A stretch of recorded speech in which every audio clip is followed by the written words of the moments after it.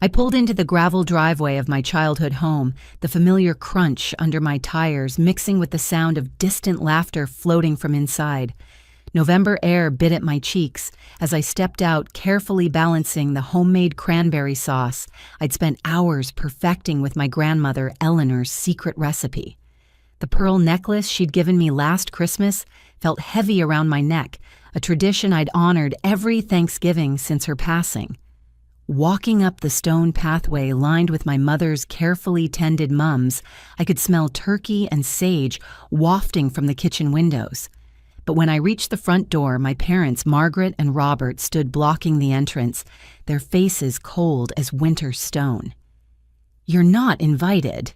Go home," my mother stated, her voice flat and final.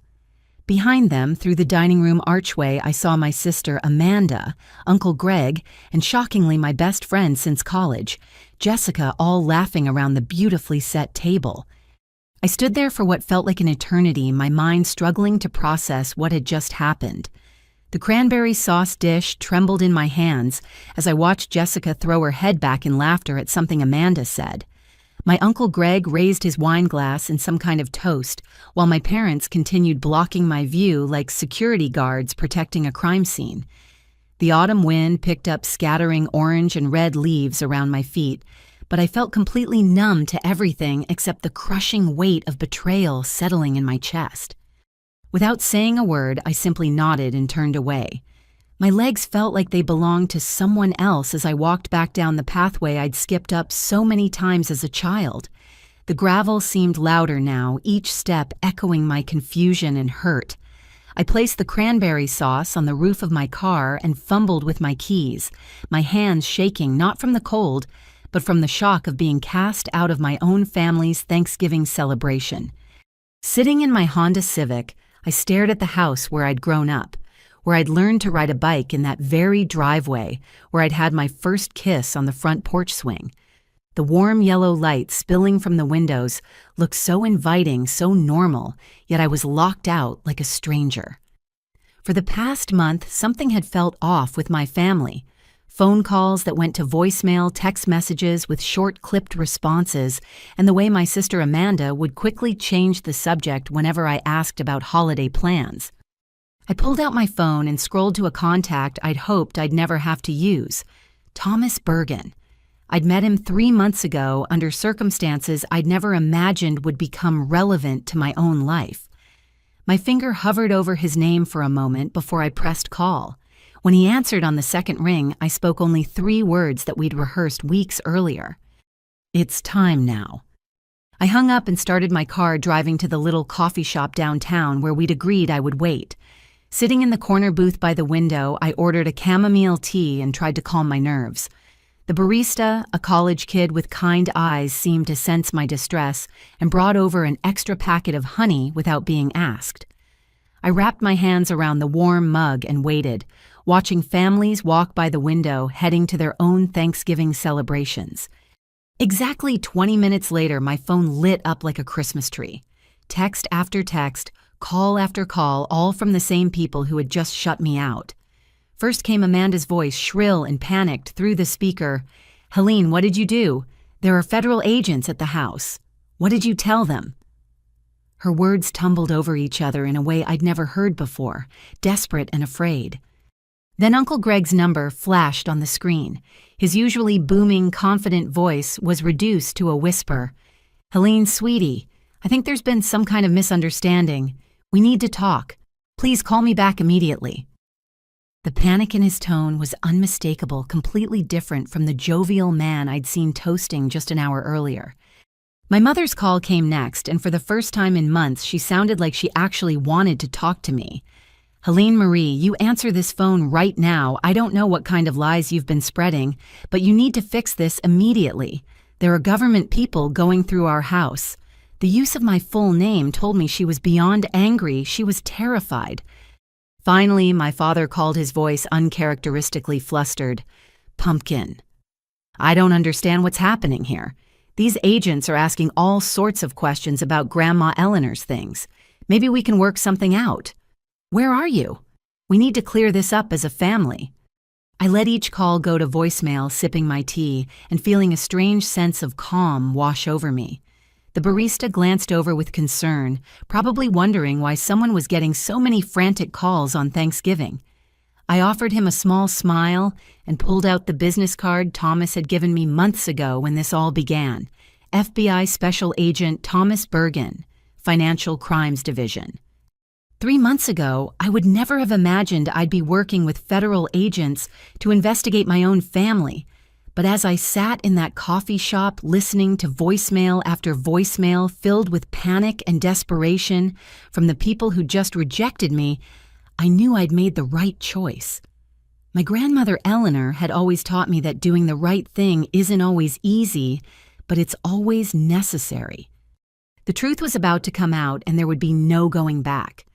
3 months earlier, I'd been sitting in this exact same coffee shop but under completely different circumstances. I just finished cleaning out my grandmother Eleanor's house, a task that fell to me as the executor of her estate. It should have been a simple job organizing papers and preparing the house for sale, but what I found in her filing cabinet changed everything I thought I knew about my family. Eleanor had always been meticulous with her records. Every receipt, every bank statement, every insurance document was filed in perfect chronological order. But as I worked through the papers, pieces started missing from the puzzle. Stock certificates that should have been worth thousands were nowhere to be found. Her jewelry collection, which she'd cataloged with photos and appraisals, had significant gaps. Bank statements showed withdrawals she couldn't have made from her nursing home bed. The deeper I dug, the more disturbing the picture became. Someone had been systematically stealing from my grandmother for over a year before her death. Forged signatures on documents transferring ownership of her valuable collectibles, altered beneficiary forms on her life insurance policies, missing pages from her investment portfolios. But the most damning evidence came in the form of a handwritten note I found tucked behind a family photo. In Eleanor's careful script, she'd written, "They think I don't notice, but I see everything. My own children and grandchildren taking what isn't theirs while I'm still breathing. God help me, I should have seen this coming. But I know one person I can trust to make this right." Attached to the note was a small key and an address for a safety deposit box I didn't know existed. Inside that box, I found the real documentation of Eleanor's assets, along with a letter addressed to me specifically. In it, she detailed months of suspicious behavior from Margaret, Robert, Amanda, and Uncle Greg. She'd noticed items disappearing from her house during their visits. She'd caught Amanda going through her jewelry box when she thought Eleanor was asleep. She'd overheard Robert and Uncle Greg discussing the value of her antique furniture in hushed tones. But what broke my heart the most was Eleanor's description of how they'd gradually isolated her from friends and other family members, convincing her that she was becoming forgetful and paranoid when she questioned missing items. They'd gaslit their own mother and grandmother, making her doubt her own memory while they robbed her blind. The letter went on to explain that Eleanor had been pretending to be more confused than she actually was, gathering evidence of their theft. She'd even started hiding small recording devices around her house, documenting conversations where family members discussed their plans to divide up her possessions before she was even gone. The recordings were stored in a second safety deposit box, along with original documents they'd thought they'd successfully altered or destroyed. Reading Eleanor's words, I felt sick to my stomach.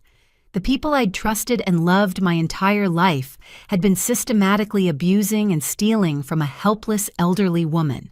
My own parents, my sister, my uncle all working together in a conspiracy that would have made Eleanor's final years a living nightmare of confusion and betrayal. But Eleanor's letter didn't end there. She'd suspected that after her death, they would try to pin the missing assets on me, the estate executor. She'd overheard discussions about how they would claim I'd been stealing from her, using my access to her accounts and properties to cover their own crimes. They were planning to frame their own daughter and granddaughter to avoid consequences for their theft. That's when I knew I couldn't handle this alone. Eleanor's letter included contact information for a lawyer she'd consulted secretly, who in turn connected me with Thomas Bergen. The FBI had been investigating a pattern of family financial abuse cases, and Eleanor's situation fit perfectly into their ongoing investigation. For 3 months, I'd been working undercover with federal agents, gathering additional evidence and documenting my family's ongoing efforts to cover their tracks. Every family dinner, every casual conversation, every interaction had been secretly recorded as I watched people I loved plan to destroy my life to protect themselves. The hardest part was pretending everything was normal while knowing the truth, smiling at family gatherings while my parents discussed how to handle the Helene situation in private, hugging my sister while she lied to my face about Eleanor's missing jewelry, laughing with Uncle Greg while he sold off antiques that weren't his to sell. But perhaps the most devastating discovery came just 2 weeks ago, when banking records revealed that Jessica, my best friend since college, had been helping them.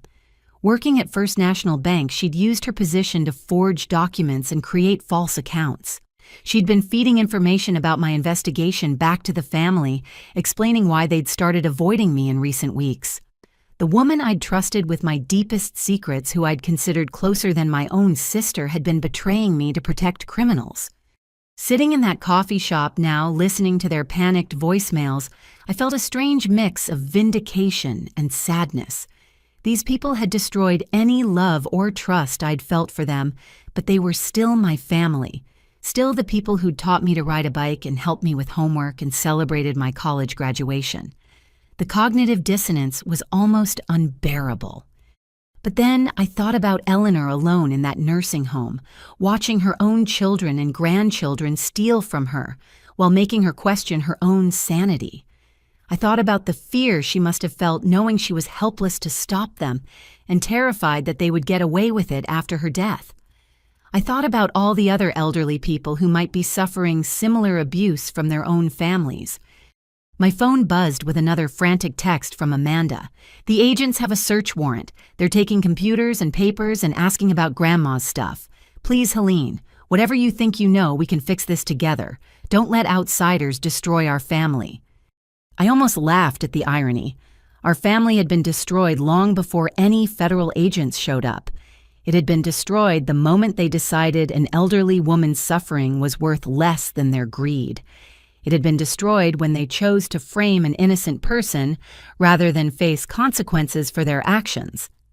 I finished my tea and looked out at the families still walking by, heading home from their Thanksgiving celebrations. I wondered how many of them were hiding dark secrets behind their holiday smiles. How many elderly grandparents were being slowly robbed by the people they trusted most? How many family members were being set up to take the fall for crimes they didn't commit? As I walked back to my car, my phone continued buzzing with increasingly desperate messages, but I was done listening to their lies and manipulation. The truth was coming out, and no amount of family pressure or emotional blackmail could stop it now. Thomas had warned me that this moment would be difficult, that betraying family members to federal authorities would feel wrong even when it was right. But as I drove through town, passing house after house, where families were gathered in genuine love and celebration, I knew I'd made the only choice I could live with. Eleanor's voice seemed to whisper in the November wind, "Do what's right, sweetie, even when it's hard, especially when it's hard." The revelation about Jessica's involvement had been the cruelest cut of all. I discovered her betrayal purely by accident in a way that made the sting even sharper. 2 weeks earlier, Thomas had called with banking records that showed suspicious activity on several accounts connected to Eleanor's estate. As he read off the employee identification numbers for the transactions, one stood out immediately: Jessica's employee number from First National Bank. Jessica and I had been inseparable since our sophomore year at State University. We'd been roommates, study partners, maid of honor at each other's weddings, and support systems through divorces. She was the person I called when I got promoted at work, the shoulder I cried on when my marriage fell apart, the friend who brought soup when I was sick. For 15 years, she'd been the most constant relationship in my life. When I first started noticing problems with Eleanor's estate, Jessica was the first person I'd confided in. Sitting in her kitchen over coffee, I'd shared my concerns about missing documents and unexplained financial transactions.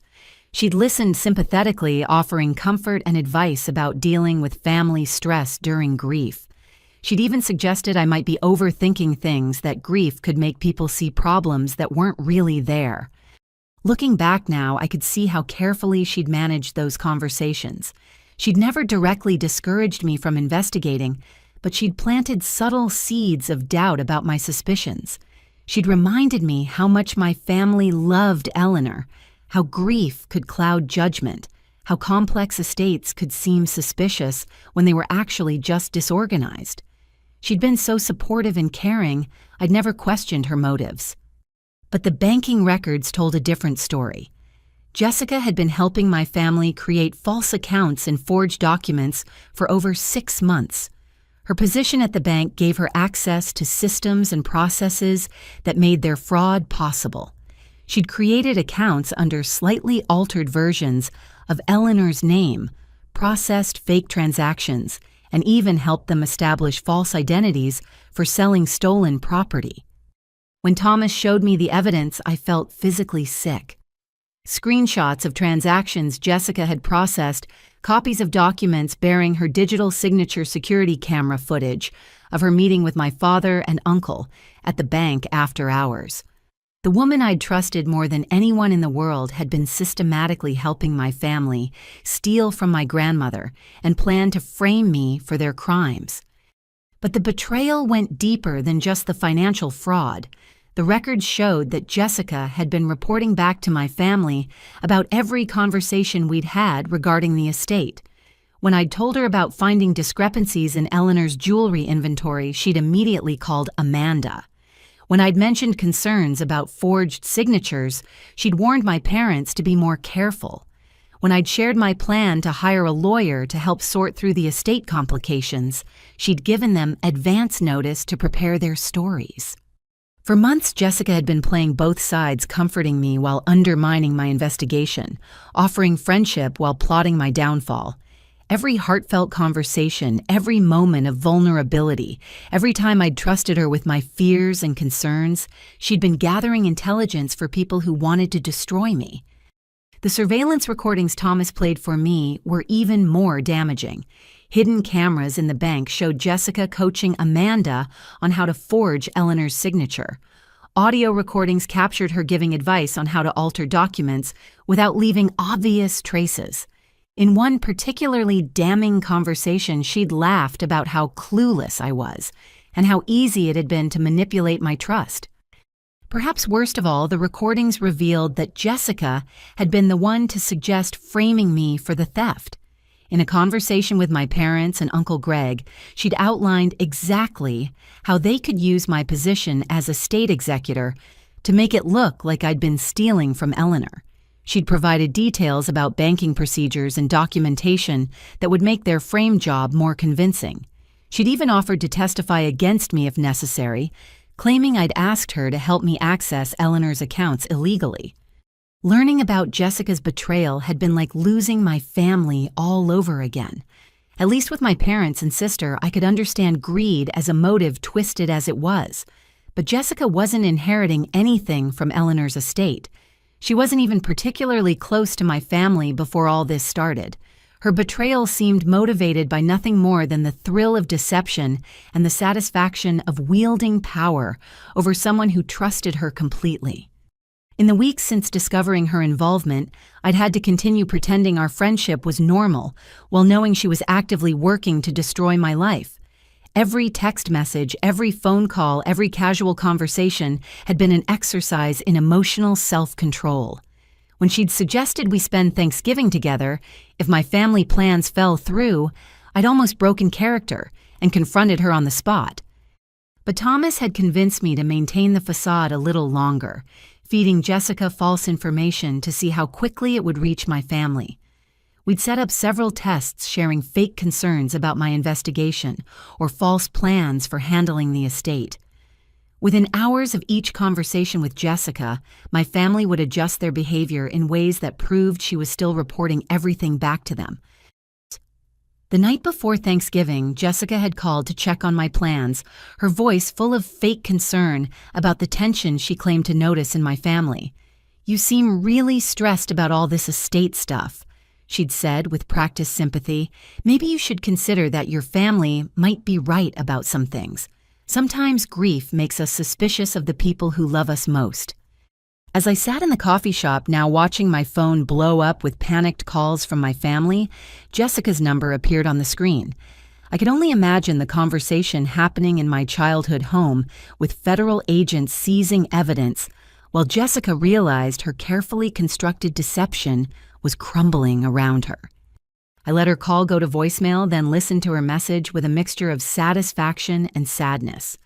"Helene, honey, I just heard something crazy from Amanda about federal agents at your parents' house. I'm sure it's all just a misunderstanding, but if you need anything, I'm here for you. Call me back as soon as you get this. We'll figure this out together just like we always do." Even facing exposure and arrest, Jessica was still trying to manipulate me, still playing the role of concerned friend, while probably scrambling to destroy evidence or plan her own escape. The audacity of it was almost impressive if it weren't so completely heartless. But I was done being manipulated by people who claimed to love me.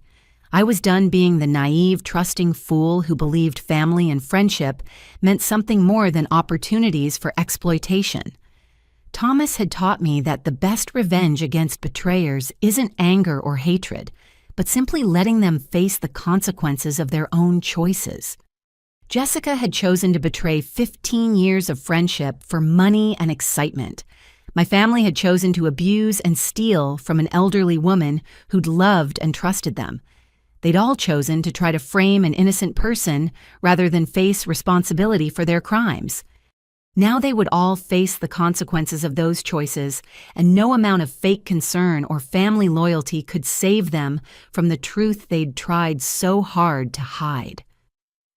By the time I drove back toward my parents' house, the scene looked like something from a crime drama. 3 black SUVs were parked along the street, along with a white van marked Evidence Collection Unit and 2 police cruisers from the county sheriff's department. Neighbors stood in clusters on their lawns, phones out recording the spectacle of federal agents carrying boxes of documents and computer equipment from the house where I'd grown up. I parked across the street behind a news van that had apparently already arrived, watching through my rearview mirror as the investigation unfolded.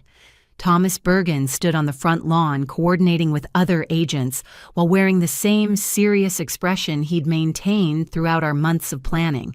He was exactly what you'd expect an FBI agent to look like, tall and professional in a dark suit, but his eyes held the kind of compassion that had made me trust him from our first meeting. The front door of my childhood home stood wide open, agents moving in and out with evidence bags and document boxes. Through the windows, I could see more agents photographing rooms and seizing electronics. The dining room where I'd been excluded just hours earlier was now full of strangers documenting what they'd find there.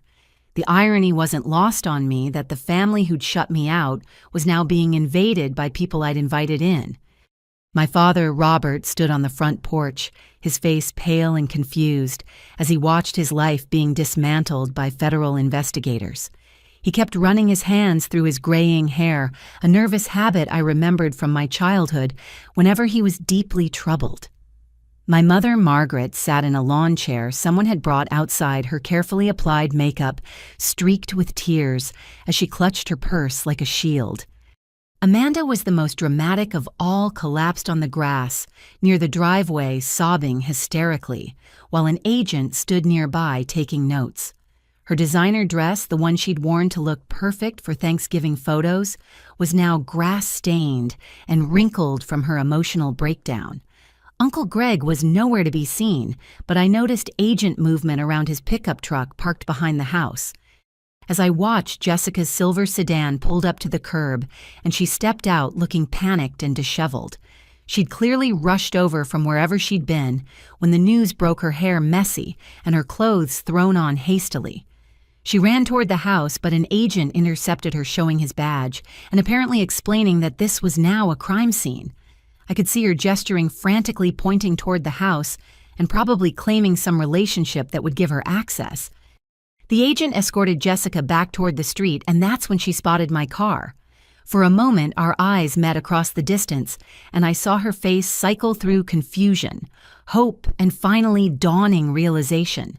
She started walking toward me, but I quickly started my engine and drove away before she could reach me. In my rearview mirror, I saw her standing in the middle of the street, looking lost and abandoned as the full weight of her situation began to sink in. I drove to a nearby park and called Thomas on the secure phone he'd given me months earlier. "How's it going?" I asked, surprised by how calm my own voice sounded. "Better than expected," he replied, and I could hear papers shuffling in the background. "We've already found most of what we were looking for, plus some things we didn't expect. Your family wasn't very good at hiding evidence, and your friend Jessica apparently kept detailed records of every transaction she helped process. It's like they wanted to get caught." "What happens now?"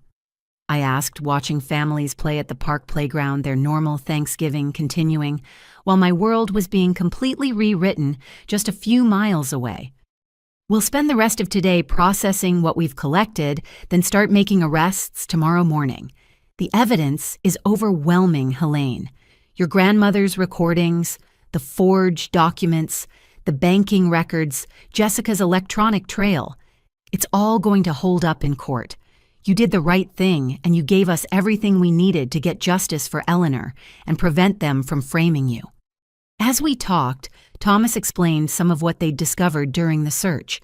Hidden in my mother's bedroom, agents had found a lockbox containing Eleanor's original jewelry items my family had reported as lost or stolen months earlier. In Uncle Greg's truck, they'd discovered altered titles for antiques he'd already sold, along with a notebook detailing which pieces he planned to steal next. But the most significant discovery had come from Amanda's laptop computer. Despite thinking she'd deleted everything, digital forensic specialists had recovered extensive email conversations between family members planning the theft and discussing how to frame me for their crimes. The electronic evidence painted a picture of a carefully coordinated conspiracy that had been in planning for over a year. "There's something else," Thomas said, his voice taking on a more serious tone. "We found evidence that this isn't their first time doing something like this.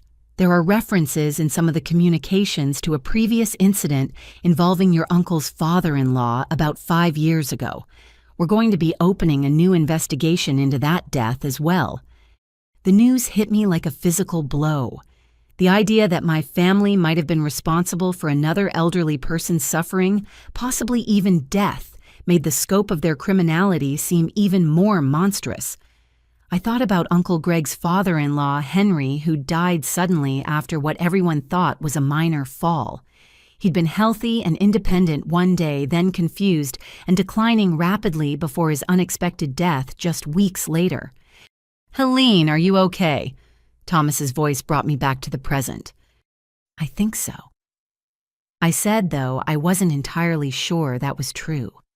It's just hard to believe people I've known my whole life could be capable of this kind of thing. And now to think there might be other victims. "That's exactly why what you did was so important," Thomas replied. "People like this don't stop on their own. They escalate, they find new victims, they get bolder with each success. Your courage in coming forward probably saved other families from going through what you and Eleanor experienced." After hanging up with Thomas, I sat in my car watching children play on swings and slides, their laughter carried on the crisp November air. Their parents watched from benches, probably discussing holiday plans and family gatherings, completely unaware that just a few miles away a family was being torn apart by greed and betrayal. I thought about all the Thanksgivings I'd spent in that house, all the memories that were now forever tainted by knowledge of what my family was truly capable of. The dining room where we'd shared countless meals was the same place where they'd planned to destroy my life. The kitchen where my mother had taught me to cook was where she'd discussed forging documents and stealing from her own mother. But as painful as these realizations were, I felt something else beginning to grow in my chest, a sense of liberation. For months, I'd been carrying the weight of terrible knowledge, pretending everything was normal, while knowing my family was planning my destruction. Now that the truth was finally coming out, I no longer had to live with that burden of secrecy. My phone buzzed with yet another desperate message from Amanda. "Helene, please, they're saying we're all going to jail. There has to be some mistake. You know we would never hurt Grandma Eleanor. We loved her. Please help us fix this." I deleted the message without responding. There was nothing left to fix, and certainly no love to salvage from the wreckage of what I'd once thought was my family. They'd made their choices, and now they would have to live with the consequences. As the sun began to set on what had started as the worst Thanksgiving of my life, I realized it might actually turn out to be the most important day I'd ever experienced. The day I stopped being a victim and started being someone who stood up for justice, no matter how much it cost me personally. Eleanor would have been proud. The next morning, Thomas called me early with news that would change everything I thought I understood about Eleanor's final months. "We need to meet," he said, his voice carrying an excitement I hadn't heard before. "There's something your grandmother left that you need to see, something we found during the search that changes the entire scope of this case." I met him at the FBI field office, a nondescript building downtown that I'd never imagined I'd have reason to enter. The lobby was sterile and professional, with American flags and official photographs of government officials lining the walls. Thomas escorted me through security checkpoints and into a conference room, where evidence from yesterday's search was laid out on tables like pieces of a massive puzzle. But what captured my attention immediately was a manila envelope sitting alone on the center table, with my name written across it in Eleanor's distinctive handwriting. Next to it sat an ornate wooden jewelry box that I recognized from my grandmother's dresser, along with what appeared to be a small electronic device I'd never seen before. "Your mother had hidden these items in the back of her bedroom closet," Thomas explained, pulling out a chair for me.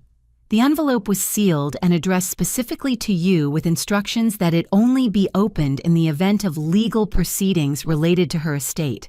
The jewelry box contains items your family reported as stolen, but more importantly, it was being used to conceal this recording device. He picked up the small black object no bigger than a deck of cards. "This is a voice-activated digital recorder, the kind private investigators use for surveillance. It was hidden inside the jewelry box where your grandmother kept it during family visits.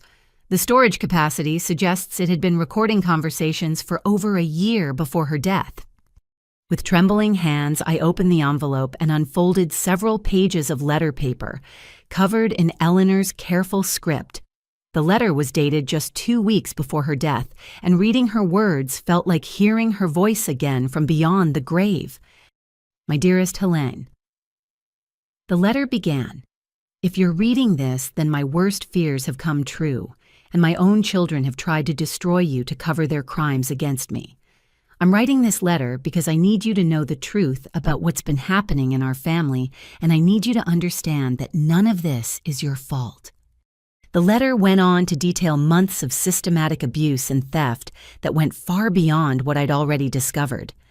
Eleanor described how the family had gradually increased her medication to keep her confused and compliant, often giving her extra sleeping pills so she wouldn't notice items being removed from her house.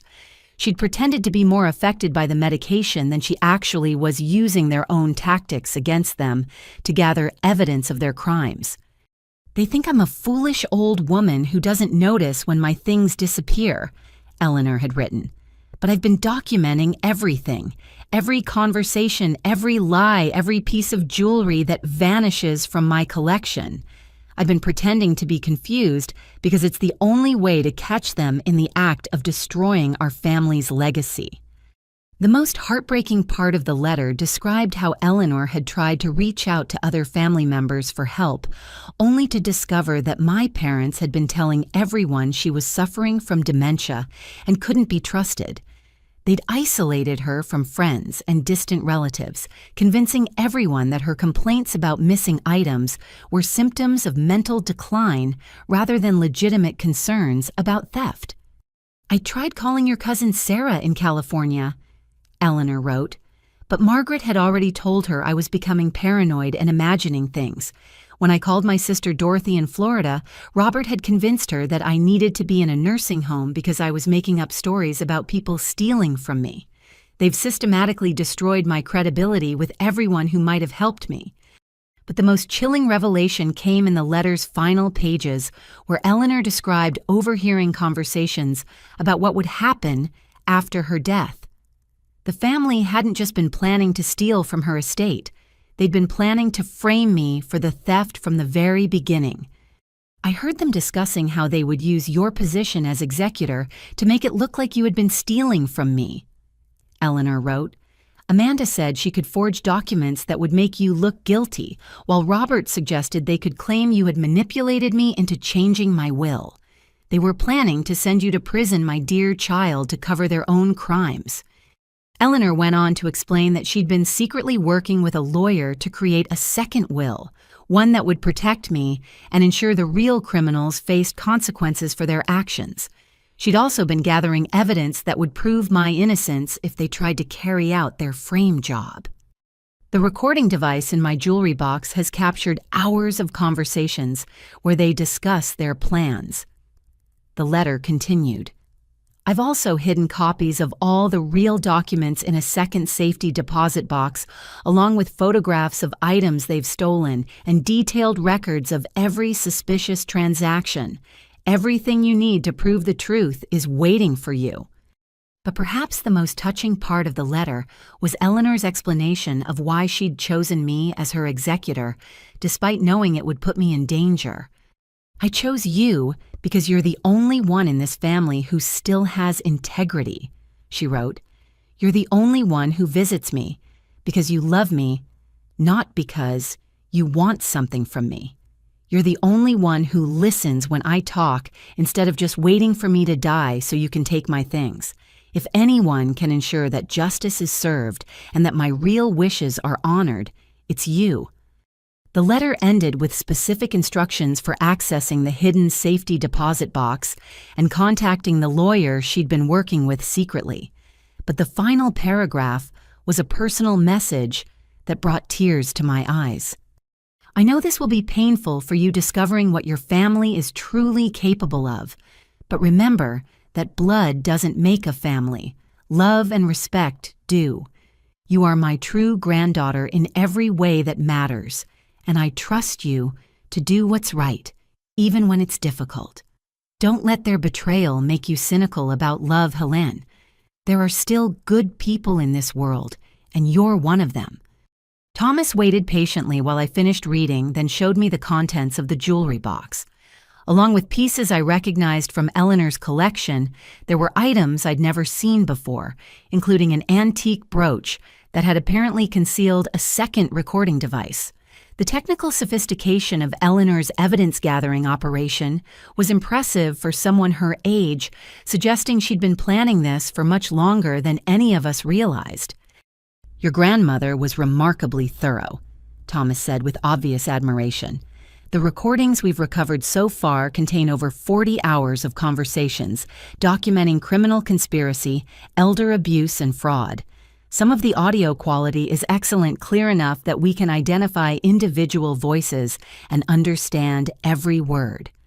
He played a brief excerpt for me, and hearing my family's voices discussing their crimes was surreal. In one recording, I could hear Amanda laughing about how easy it was to take Eleanor's jewelry while she pretended to be helping her get dressed. In another, my father discussed selling Eleanor's antique furniture and expressed satisfaction that she was too out of it to notice. But the most damaging recording was a conversation between my mother and Uncle Greg about their plans for after Eleanor's death. Their voices were clear and unmistakable as they discussed forging documents to implicate me and dividing the stolen assets among themselves.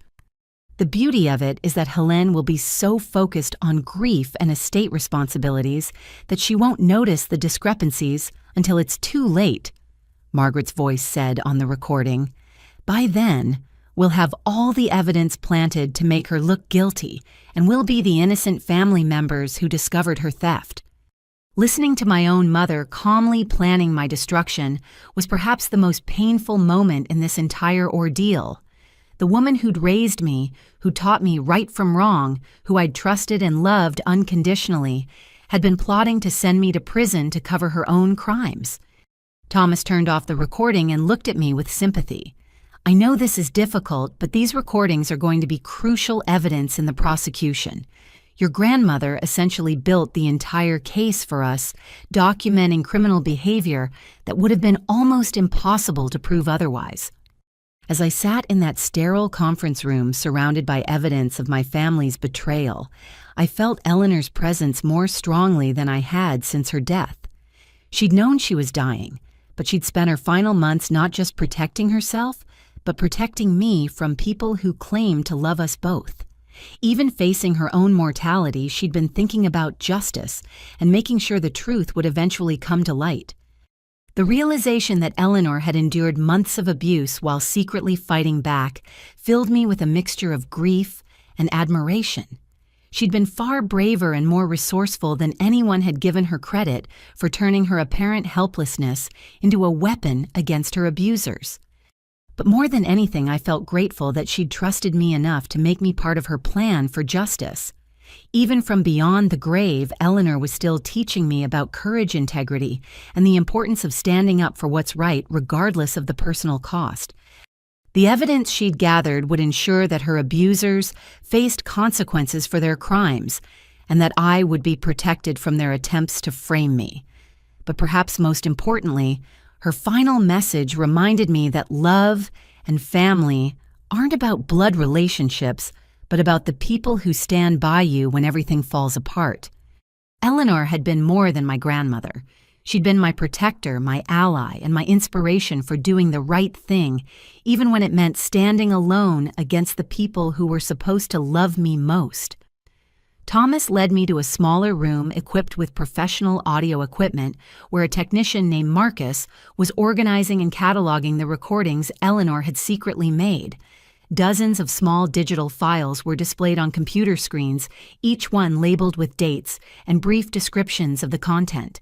The sheer volume of evidence was overwhelming, representing months of careful documentation by a woman everyone thought was too confused to notice what was happening around her. "We've been working through these recordings all night," Thomas explained, settling into a chair beside me. "Your grandmother was incredibly systematic about this. She didn't just record randomly. She targeted specific conversations and family gatherings where she suspected criminal activity would be discussed." Marcus pulled up the first recording dated 8 months before Eleanor's death. The audio quality was surprisingly clear, capturing a conversation that had taken place in Eleanor's living room during what was supposed to be a casual family visit. "This one features your parents and Uncle Greg discussing the initial phases of their plan," Marcus said, adjusting the volume.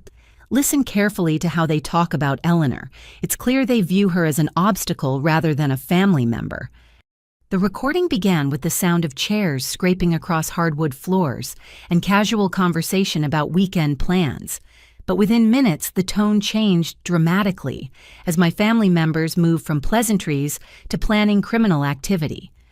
"The old woman is getting suspicious about the missing stock certificates," Uncle Greg's voice said with obvious irritation. "She asked me yesterday where the IBM shares went, claimed she couldn't find them in her files." "We need to be more careful about what we take and when," my father replied. "Maybe space things out more so she doesn't notice patterns. Or we could increase her evening medication," my mother suggested in a tone so casual she might have been discussing the weather. "Dr. Williams said the sleeping pills can cause memory issues. If she's more confused, she won't notice missing items as quickly." The callousness in their voices was shocking. They were discussing drugging an elderly woman to facilitate their theft, treating Eleanor's well-being as nothing more than an inconvenience to their criminal enterprise. But the conversation got even worse as they began discussing long-term plans. "The jewelry is the real prize," Amanda's voice joined the conversation. "I've been cataloging pieces during my visits, taking photos when she's in the bathroom.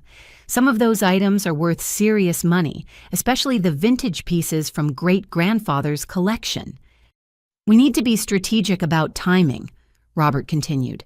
"Take the most valuable pieces first, but leave enough behind that the theft isn't obvious until after she's gone.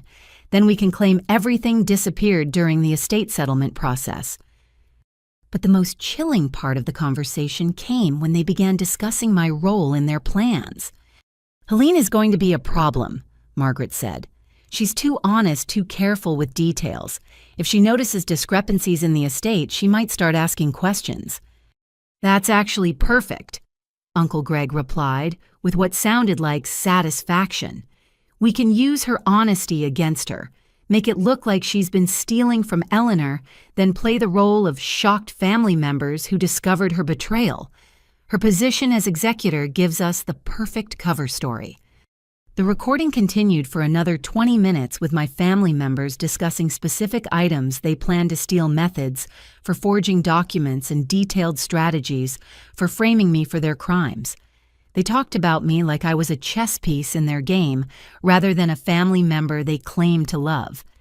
Marcus switched to a different recording, this one from just 3 months before Eleanor's death. The conversation took place during a family dinner with multiple voices overlapping as they discussed their escalating theft and growing concerns about discovery. "I sold 3 of the antique chairs this week," Uncle Greg reported. "Got $1,200 for the set. The buyer didn't ask any questions about provenance." "Good," my father replied. "But we need to replace them with similar pieces so Helene doesn't notice they're gone when she eventually visits. Maybe something from a thrift store that looks period appropriate." "What about the life insurance policies?" Amanda asked. "Have we figured out how to handle the beneficiary changes?" "Jessica is working on that," my mother answered, and hearing my best friend's name in this context made my stomach lurch. "She says she can process the paperwork at the bank without leaving obvious traces. Eleanor's signature is easy to forge since her handwriting has gotten shaky." The casual mention of Jessica's involvement confirmed that her betrayal had been planned from the beginning, not something she'd stumbled into later. She'd been an integral part of their conspiracy, using her banking position to facilitate fraud while pretending to be my supportive friend. But perhaps the most damning recording was one that captured a conversation between my parents and Amanda, discussing what they called the Helene problem in detail. "She's been asking too many questions about the estate paperwork," Amanda complained. "Yesterday, she wanted to know why some of the insurance documents looked different from the copies she'd seen before." "We knew this would happen eventually," Margaret replied. "That's why we need to accelerate the timeline. Get the rest of the valuable items out, finish altering the documents, then spring the trap before she figures out what's really going on." "The beauty of it is her own honesty will destroy her," Robert added with obvious satisfaction. "When federal investigators find forged documents with her signature on them, her reputation for integrity will actually work against her. Nobody will believe someone so seemingly trustworthy could be innocent of such elaborate fraud." Listening to my father discuss destroying my life with such cold calculation was perhaps the most painful moment in this entire ordeal. The man who taught me to ride a bike, helped me with math homework, and walked me down the aisle at my wedding was planning to send me to federal prison to cover his own crimes. The recordings went on to reveal that they'd been planning this frame job for over a year, carefully documenting my access to Eleanor's accounts and properties while creating false evidence of theft. They'd even discussed hiring a private investigator to discover evidence of my supposed crimes at just the right moment to maximize the impact on law enforcement. Thomas paused the playback and looked at me with concern. "Are you okay? I know this is difficult to hear." "It's horrific," I replied honestly, "but I need to hear all of it." Eleanor suffered through these conversations in real time, knowing exactly what they were planning. The least I can do is listen to the evidence she gathered at such great personal cost. Marcus pulled up one final recording that Eleanor had made just days before her death. Her voice was weak, but determined as she spoke directly into the recording device, apparently during a moment when she was alone in her room. "If someone is listening to this, it means my family succeeded in killing me," Eleanor's voice said, and the words hit me like a physical blow. "They've been giving me extra medication for months now, making me sleep more and confusing my thoughts, but I know what they're doing, and I know why." The recording continued, with Eleanor describing how family members had been systematically increasing her dosage of sleeping medication and anxiety pills, often dissolving extra pills in her evening tea or soup. The medication made her drowsy and confused, creating the perfect conditions for theft, while also making her appear incompetent to outside observers. "And they think they're so clever," Eleanor continued, "but I've been pretending to be more affected than I actually am. I spit out pills when they're not watching, pour out drinks that taste wrong, and stay alert during conversations. They think I'm too confused to understand." But the most devastating part of Eleanor's final recording was her description of the emotional abuse she'd endured alongside the theft and drugging. "They mock me when they think I can't hear," she said, her voice breaking with emotion. "They laugh about how easy it is to fool the old woman and make jokes about waiting for me to die so they can finally get their hands on my money. They've turned my final years into a living nightmare of betrayal and humiliation." The recording ended with Eleanor's promise that justice would eventually be served, even if she didn't live to see it. "I've gathered enough evidence to protect Helene and destroy the people who think they can abuse helpless elderly women without consequences," she concluded. "I may be dying, but I won't let them win." As the audio ended, the room fell silent except for the quiet hum of electronic equipment. I sat there processing the full scope of my family's crimes, which went far beyond simple theft to include elder abuse, drugging, fraud, conspiracy, and attempted murder through medication overdose. Thomas broke the silence gently. "Helene, based on these recordings and the other evidence we've gathered, we have enough to file federal charges against everyone involved. This case is going to result in significant prison sentences for your family members and Jessica." I nodded, feeling a complex mixture of grief, anger, and determination. Eleanor had endured months of abuse and died knowing her own family was slowly killing her, but she'd also ensured that her suffering wouldn't be in vain. Her evidence would not only clear my name, but also prevent these people from hurting anyone else. "What's the next step?" I asked. "Tomorrow morning we start making arrests," Thomas replied. "And thanks to your grandmother's courage and preparation, we have everything we need to ensure that justice is finally served." I woke up early the next morning to the sound of my phone buzzing with a text from Thomas. "It's happening now. Stay safe and don't answer calls from family members until we're done." I made coffee and tried to focus on normal activities, but my mind kept drifting to what was unfolding across town at the houses and workplaces of people I'd once considered my closest family and friends. The first arrest happened at 6 in the morning at my parents' house.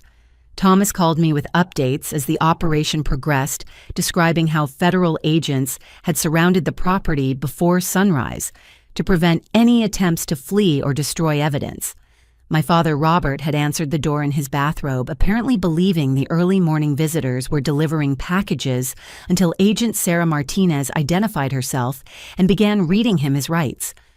"Your father's reaction was interesting," Thomas told me during our first check-in call. He immediately asked if this was about Eleanor's estate, which essentially confirmed his knowledge of criminal activity before we even started questioning him. Most innocent people would ask why federal agents were at their door, not immediately reference a specific potential crime. My mother, Margaret, had been taken into custody while trying to flush documents down the toilet in their master bathroom. Agents had secured the house before making contact, so they witnessed her desperate attempt to destroy evidence through surveillance equipment. The documents she'd been trying to destroy turned out to be forged insurance papers and altered banking forms, exactly the kind of evidence that would have been crucial for their planned frame job against me. Uncle Greg's arrest had been more dramatic.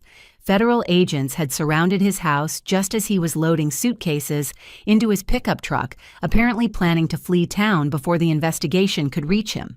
When agents approached, he'd tried to run through his backyard but had been tackled by Agent Johnson near the property fence.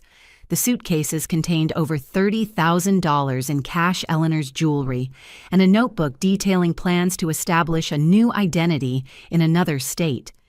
But perhaps the most satisfying arrest was Amanda's. Federal agents had waited for her at her workplace, a high-end marketing firm downtown, timing the arrest for maximum visibility among her colleagues and clients. According to Thomas, she'd been in the middle of a presentation to important clients when agents entered the conference room and formally placed her under arrest for elder abuse, fraud, and conspiracy. She tried to claim it was all a misunderstanding, Thomas reported with obvious amusement, kept insisting she was innocent while her clients and co-workers watched federal agents escort her out in handcuffs. Her professional reputation is definitely finished, regardless of how the legal proceedings turn out. The final arrest was Jessica's, and in many ways it was the most satisfying of all. Federal agents had coordinated with bank security to arrest her at First National during the morning rush when the lobby was full of customers and employees. She'd been helping an elderly client with his accounts when agents approached her teller window and announced she was under arrest for banking fraud and conspiracy. Thomas described how Jessica had initially tried to maintain her innocent facade, expressing confusion and asking what was happening, as if she had no idea why federal agents might want to speak with her. But when Agent Martinez began reading specific charges related to forged documents and fraudulent accounts, Jessica's composure had cracked completely. She broke down crying in the middle of the bank lobby, Thomas told me. Started babbling about how it wasn't her idea and how your family had pressured her into helping them. Classic criminal behavior, trying to blame everyone else the moment they're caught. By noon, all 5 conspirators were in federal custody, each being held without bail due to flight risk concerns evidenced by Uncle Greg's attempted escape. Local news crews had gathered outside the FBI building downtown, having been tipped off about what reporters were already calling a shocking case of family betrayal and elder abuse. I spent the day at home watching news coverage that painted the story in broad strokes without revealing specific details that might compromise the prosecution. The local anchor described it as an investigation into alleged financial crimes targeting an elderly victim, and mentioned that multiple family members and associates had been arrested in connection with the case. But the most significant development came that afternoon when Thomas called with unexpected news about Amanda's behavior in custody. "Your sister is asking to make a deal," he said, and I could hear papers shuffling in the background. "She wants to cooperate fully in exchange for a reduced sentence. Her lawyer thinks she can provide information about additional crimes we haven't discovered yet." The prospect of Amanda turning against the rest of the family felt like poetic justice, given how eagerly they'd all planned to sacrifice me for their crimes. But I was also curious about what additional information she might have, especially given Eleanor's recordings suggesting this wasn't their first time targeting an elderly family member. What kind of additional information, I asked. She's claiming there were other victims, other elderly relatives who suffered similar abuse in previous years. She's also suggesting that some of the medications they were giving Eleanor might have directly contributed to her death, which could elevate some of the charges to negligent homicide or even murder. The possibility that my family had actually murdered Eleanor through medication overdose was a horrifying escalation of crimes I thought couldn't get any worse. But it also meant that Eleanor's death might finally be properly investigated, rather than dismissed as the natural passing of an elderly woman with health problems. That evening, I received a call from Detective Susan Walsh of the county coroner's office. She explained that based on information provided by Amanda during her interrogation, they were reopening the investigation into Eleanor's death and requesting permission to exhume her body for toxicology testing. "We have reason to believe your grandmother may have died from medication overdose rather than natural causes," Detective Walsh explained. If your family was systematically drugging her as alleged, there should be evidence in tissue samples that wasn't tested during the original autopsy. The thought of Eleanor's body being disturbed was painful, but I knew she would have wanted the complete truth to come out regardless of how difficult the process might be. If my family had murdered her, they needed to face consequences for that crime as well as their theft and fraud. "Do whatever you need to do," I told Detective Walsh. "Eleanor deserves justice for everything they did to her." As night fell, I sat in my living room processing the events of a day that had completely transformed my understanding of what was possible in terms of legal justice. Just 48 hours earlier, I'd been sitting in this same room, dreading a Thanksgiving dinner where I expected to face family tension and awkward conversations. Now every member of my immediate family was in federal custody, facing charges that could result in decades in prison. The local evening news led with the story describing it as one of the most extensive elder abuse cases in the state's history. The anchor mentioned that the investigation was ongoing and that additional charges might be filed as authorities continued processing evidence and interviewing suspects. But perhaps the most surprising development was a phone call I received from Eleanor's longtime neighbor, Mrs. Patterson, who'd been following the news coverage. "I always knew something wasn't right," she told me with obvious satisfaction. "Your grandmother was sharp as a tack until those last few months when she suddenly seemed confused and tired all the time. I tried to check on her more often, but your parents told me she didn't want visitors anymore." Mrs. Patterson went on to describe suspicious activity she'd witnessed during Eleanor's final months, including family members removing furniture and boxes from the house, when Eleanor was supposed to be in the hospital for routine tests.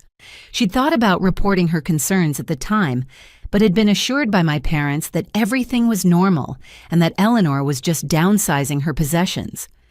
"I should have trusted my instincts," Mrs. Patterson said with regret. "But they were so convincing about how concerned they were for her welfare. They made me feel like I was being nosy and intrusive for worrying about someone I'd known for 30 years. As I went to bed that night, I felt a strange sense of peace that I hadn't experienced in months. The terrible weight of secret knowledge was finally lifted, replaced by the satisfaction of knowing that Eleanor's abusers would face consequences for their crimes. Justice was being served, truth was coming to light, and the people who'd planned to destroy my life were now facing the destruction of their own. But perhaps most importantly, I felt Eleanor's presence more strongly than ever, as if she was finally at peace, knowing that her suffering hadn't been in vain, and that other potential victims would be protected from similar abuse. Tomorrow would bring new challenges as the legal process continued, but tonight I could sleep peacefully, knowing that the right side had won, and that love and integrity had ultimately triumphed over greed and betrayal. The next morning brought revelations that would expand the investigation far beyond what any of us had initially imagined. Thomas called me early with news that Amanda's cooperation had uncovered a network of elder abuse cases spanning multiple states and involving relatives I hadn't even considered as potential suspects. "Your sister's confession is opening doors we didn't know existed," Thomas explained, his voice carrying a mixture of excitement and disgust. "She's provided names, dates, and specific details about at least 3 other elderly victims who suffered similar abuse from the same group of family members over the past 7 years. Amanda had revealed that the conspiracy included our cousins Derek and Patricia, both of whom lived in neighboring states and had been targeting elderly relatives in their own communities. Derek, Uncle Greg's son, had been running a similar operation against his wife's grandfather in Ohio, while Patricia had been systematically robbing her elderly stepfather in Pennsylvania. But perhaps more shocking was Amanda's revelation that Eleanor's former caregiver, Sharon Williams, had been a key facilitator in the abuse rather than an innocent employee. Sharon had been stealing Eleanor's prescription medications and selling them while also providing inside information about Eleanor's daily routines and vulnerabilities to the family members planning their thefts. According to your sister, Sharon was filming Eleanor during vulnerable moments and using the footage to blackmail family members into giving her larger cuts of the stolen money. Thomas continued. She had recordings of your mother and uncle discussing their crimes, which she used as leverage to demand more payment for her silence. The scope of Sharon's betrayal was particularly heartbreaking because Eleanor had trusted her completely. Sharon had been working as Eleanor's caregiver for over 2 years, helping with daily activities and providing companionship during some of the loneliest periods of Eleanor's life. To learn that this trusted employee had been exploiting and humiliating Eleanor for financial gain added another layer of cruelty to an already horrific situation. Thomas went on to explain that Amanda's confession had also revealed the existence of a detailed record-keeping system that tracked multiple victims across several states. Derek had maintained a notebook documenting the assets and vulnerabilities of various elderly relatives, along with strategies for isolating them from potential protectors and timelines for maximum theft. "It's essentially an instruction manual for elder abuse," Thomas said with obvious revulsion, complete with photographs of valuable items, copies of important documents, and psychological profiles of each victim. They treated these elderly people like business opportunities rather than human beings. But the most disturbing revelation was that this network of family abusers had been sharing information and techniques for over 5 years, essentially running a criminal enterprise that specialized in exploiting vulnerable elderly relatives. They developed sophisticated methods for forging documents, manipulating medications, and framing innocent family members for their crimes. Amanda had provided investigators with contact information for Derek and Patricia, along with details about their current criminal activities. Federal agents were already coordinating with law enforcement in Ohio and Pennsylvania to investigate these additional cases and potentially rescue elderly victims who were currently being abused. "We think Derek's victim might still be alive and suffering ongoing abuse," Thomas told me. "Your sister described recent conversations where Derek bragged about keeping his victim confused with medication while he slowly emptied the man's bank accounts. The possibility that we might be able to save someone who is currently enduring the same kind of abuse Eleanor had suffered gave me a sense of purpose that helped offset some of the pain of learning about my family's crimes. Eleanor's courage in documenting her own abuse was now helping to protect other victims and expose a much larger criminal conspiracy." Later that afternoon, I received a call from Agent Rodriguez, who was leading the investigation in Ohio. She explained that they'd located Derek and his wife, Patricia, in Columbus, where they'd been living under false names while systematically robbing Patricia's stepfather, an 86-year-old veteran named Frank Morrison. "Mr. Morrison is alive, but in serious condition," Agent Rodriguez explained. "He's been heavily medicated and appears malnourished, consistent with the abuse patterns your sister described. We've taken him into protective custody, and he's currently receiving medical care at a secure facility." The discovery of another living victim transformed my understanding of what we'd accomplished by exposing this conspiracy. It wasn't just about getting justice for Eleanor anymore. It was about saving other elderly people who were currently trapped in situations similar to what Eleanor had endured. Agent Rodriguez went on to describe the evidence they'd found at Derek and Patricia's residence, including forged documents, stolen property, and detailed plans for framing Frank Morrison's daughter for theft when the old man eventually died. The parallels to our own case were unmistakable, suggesting that the family had developed a standard operating procedure for elder abuse that they applied systematically to multiple victims. "The good news is that Mr. Morrison is coherent enough to provide testimony," Agent Rodriguez continued. "Despite months of forced medication, he's been aware of what was happening and has been hoping someone would eventually come to help him. Your case probably saved his life." That evening, Thomas arranged for me to speak with Frank Morrison by phone from his hospital room. Despite his weakened condition, his voice was strong and clear as he thanked me for exposing the conspiracy that had trapped him in a nightmare of abuse and theft. "I knew something like this was happening to other people. Frank told me his words carrying decades of military discipline and determination. These criminals are like cancer, spreading from one victim to another until someone has the courage to stop them. Your grandmother would be proud of what you've done. Frank went on to describe his own experience with Derek and Patricia, which followed the same pattern Eleanor had endured: gradual isolation from friends and family, systematic theft of valuables, forced medication to maintain confusion, and plans to frame an innocent relative for the crimes.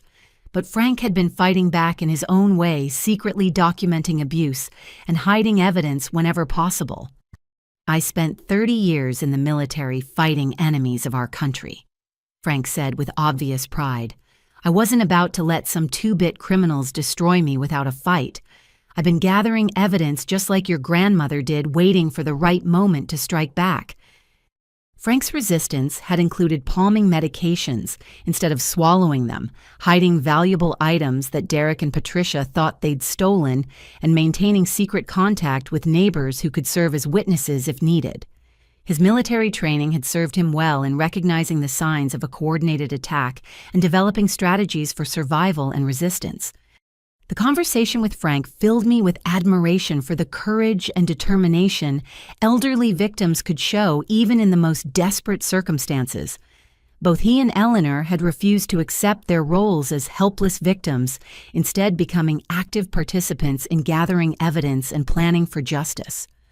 But perhaps more importantly, Frank's survival meant that we now had a living witness who could testify about the conspiracy's methods and provide crucial evidence for prosecuting the entire network of criminals. His testimony would help ensure that Derek and Patricia faced consequences not just for their own crimes, but for their participation in the larger conspiracy that had victimized multiple elderly people across several states. As I ended the call with Frank, I felt Eleanor's presence more strongly than ever. Her courage in documenting her own abuse had not only protected me from false accusations, but had also saved the life of a stranger hundreds of miles away who was suffering the same kind of betrayal and exploitation. The investigation was revealing that elder abuse by family members might be more common and more organized than anyone had previously realized. The network we'd uncovered was just one example of how criminals were targeting vulnerable elderly relatives, confident that their crimes would go undetected and unpunished. But thanks to Eleanor's foresight and Frank's determination, this particular network was about to be completely destroyed, and other potential victims would be protected from similar abuse. Justice was expanding beyond our individual case to encompass a much larger fight against the systematic exploitation of elderly Americans by the people they trusted most. Within 48 hours of the arrests, our case had exploded into national news, transforming from a local criminal investigation into a symbol of elder abuse across America. The story seemed to strike a nerve with audiences who recognized similar patterns of family betrayal and exploitation in their own experiences, leading to an overwhelming response that none of us had anticipated. The first national coverage appeared on CNN, where legal analyst Jennifer Walsh described our case as a shocking example of how family members can weaponize trust and love to systematically destroy elderly relatives. The segment included interviews with elder abuse experts who explained that financial exploitation by family members was one of the fastest-growing crimes in America, affecting millions of elderly victims every year. But it was a feature story in the Washington Post that really brought national attention to the case. Investigative journalist Michael Chen had somehow obtained detailed information about Eleanor's recordings and the evidence she'd gathered, presenting a compelling narrative about an elderly woman's brave fight against her own family's criminality. Eleanor Morrison's secret war against her abusive family reads like something from a thriller novel. Chen wrote, "But the reality is far more tragic than any fictional account. While pretending to be confused and helpless, this remarkable woman was actually conducting one of the most sophisticated undercover operations ever documented in an elder abuse case. The article went on to describe how Eleanor had essentially become a private investigator in her own home, gathering evidence that would eventually protect not only herself, but also other victims of similar crimes. The piece painted her as a hero rather than a victim, emphasizing her intelligence, courage, and determination to ensure that justice would eventually be served. Within hours of the Post article's publication, my phone began ringing with interview requests from television producers, documentary filmmakers, and journalists from around the country. Everyone wanted to hear my side of the story, to understand how it felt to discover that your entire family was planning to destroy you, and to learn how I'd found the courage to work with federal investigators against my own relatives. Thomas helped me navigate the media attention, advising me about which interviews might be helpful for raising awareness about elder abuse and which ones might interfere with ongoing legal proceedings. We decided that I would participate in a few carefully selected interviews that focused on the broader issue of family financial exploitation, rather than specific details that might compromise the prosecution. My first national television appearance was on NBC's Today Show, where I was interviewed by Savannah Guthrie about the experience of discovering my family's crimes and the decision to cooperate with federal investigators. Sitting in that studio facing cameras that would broadcast my story to millions of people felt surreal after months of keeping such devastating secrets. It's important for people to understand that this kind of abuse is probably much more common than we realize. I told Savannah during our interview, elderly people are often reluctant to report abuse by family members and criminals. Like my family, count on that silence to continue their exploitation. The interview generated an enormous response from viewers who shared similar experiences with family betrayal and elder abuse. NBC's producers told me they'd received over 3,000 emails within hours of the broadcast, with many viewers describing their own struggles with relatives who'd stolen from elderly family members or attempted to frame innocent people for crimes they didn't commit. But perhaps the most significant media development was when CBS's 60 Minutes reached out about producing a full segment on our case. Correspondent Leslie Stahl wanted to explore not just the specific crimes my family had committed, but the broader epidemic of elder abuse and the sophisticated methods criminals were using to exploit vulnerable elderly people. The 60 Minutes interview required multiple sessions over several weeks as Leslie and her team worked to understand every aspect of the case, from Eleanor's initial suspicions through the arrests and ongoing prosecution. They interviewed Thomas and other federal agents involved in the investigation, along with elder abuse experts who could provide context about the national scope of the problem. What makes Eleanor's story so remarkable, Leslie said during one of our filming sessions, is that she essentially solved her own case. While her family thought they were drugging her into compliance, she was actually gathering evidence that would eventually bring them to justice. It's an incredible example of an elderly person refusing to accept the role of helpless victim. The 60 Minutes segment also featured an interview with Frank Morrison, the Ohio victim we'd helped rescue from Derek and Patricia's abuse. Despite his ordeal, Frank was eloquent and determined as he described his experience and praised Eleanor's courage in gathering evidence that had ultimately saved his life. "Eleanor Morrison is a hero," Frank said directly to the camera. "She knew she was dying, but she spent her last months fighting to protect other people from suffering the same abuse she'd endured. Every elderly person in America owes her a debt of gratitude." The media coverage was generating positive outcomes beyond just public awareness. Elder abuse hotlines reported significant increases in calls from people seeking help or reporting suspected abuse. Law enforcement agencies across the country began reviewing cold cases involving suspicious deaths of elderly people who'd been isolated from family and friends. Legislative proposals for stronger elder abuse protections were being introduced in multiple state capitals. But the media attention also brought unexpected personal connections. I began receiving letters and emails from other people who'd faced similar family betrayals, sharing their stories and offering support. Many had been forced to choose between family loyalty and doing what was right, and they understood the emotional complexity of my situation in ways that casual observers couldn't. One letter that particularly moved me came from a woman in Oregon whose father had been systematically robbed by her own siblings. "Reading about your courage gave me the strength to finally report my brothers to the police," she wrote. "I'd been afraid to destroy our family, but your story helped me realize that they had already destroyed it themselves." Another message came from a nurse in Florida who worked with elderly patients.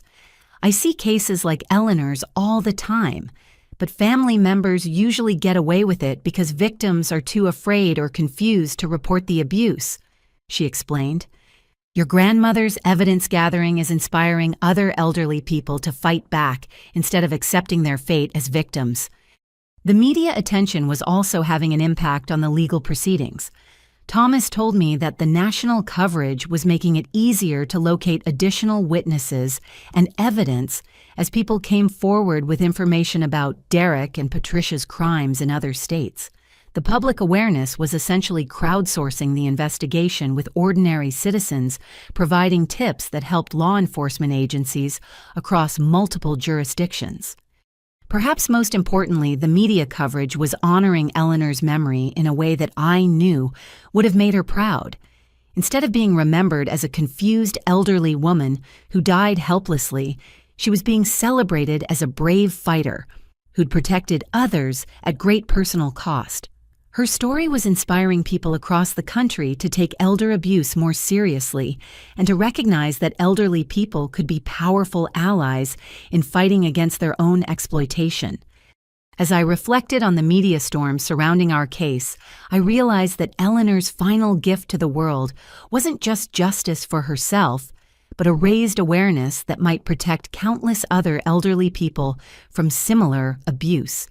Her courage in gathering evidence had created ripple effects that extended far beyond our individual families' crimes, potentially saving lives and preventing suffering on a national scale.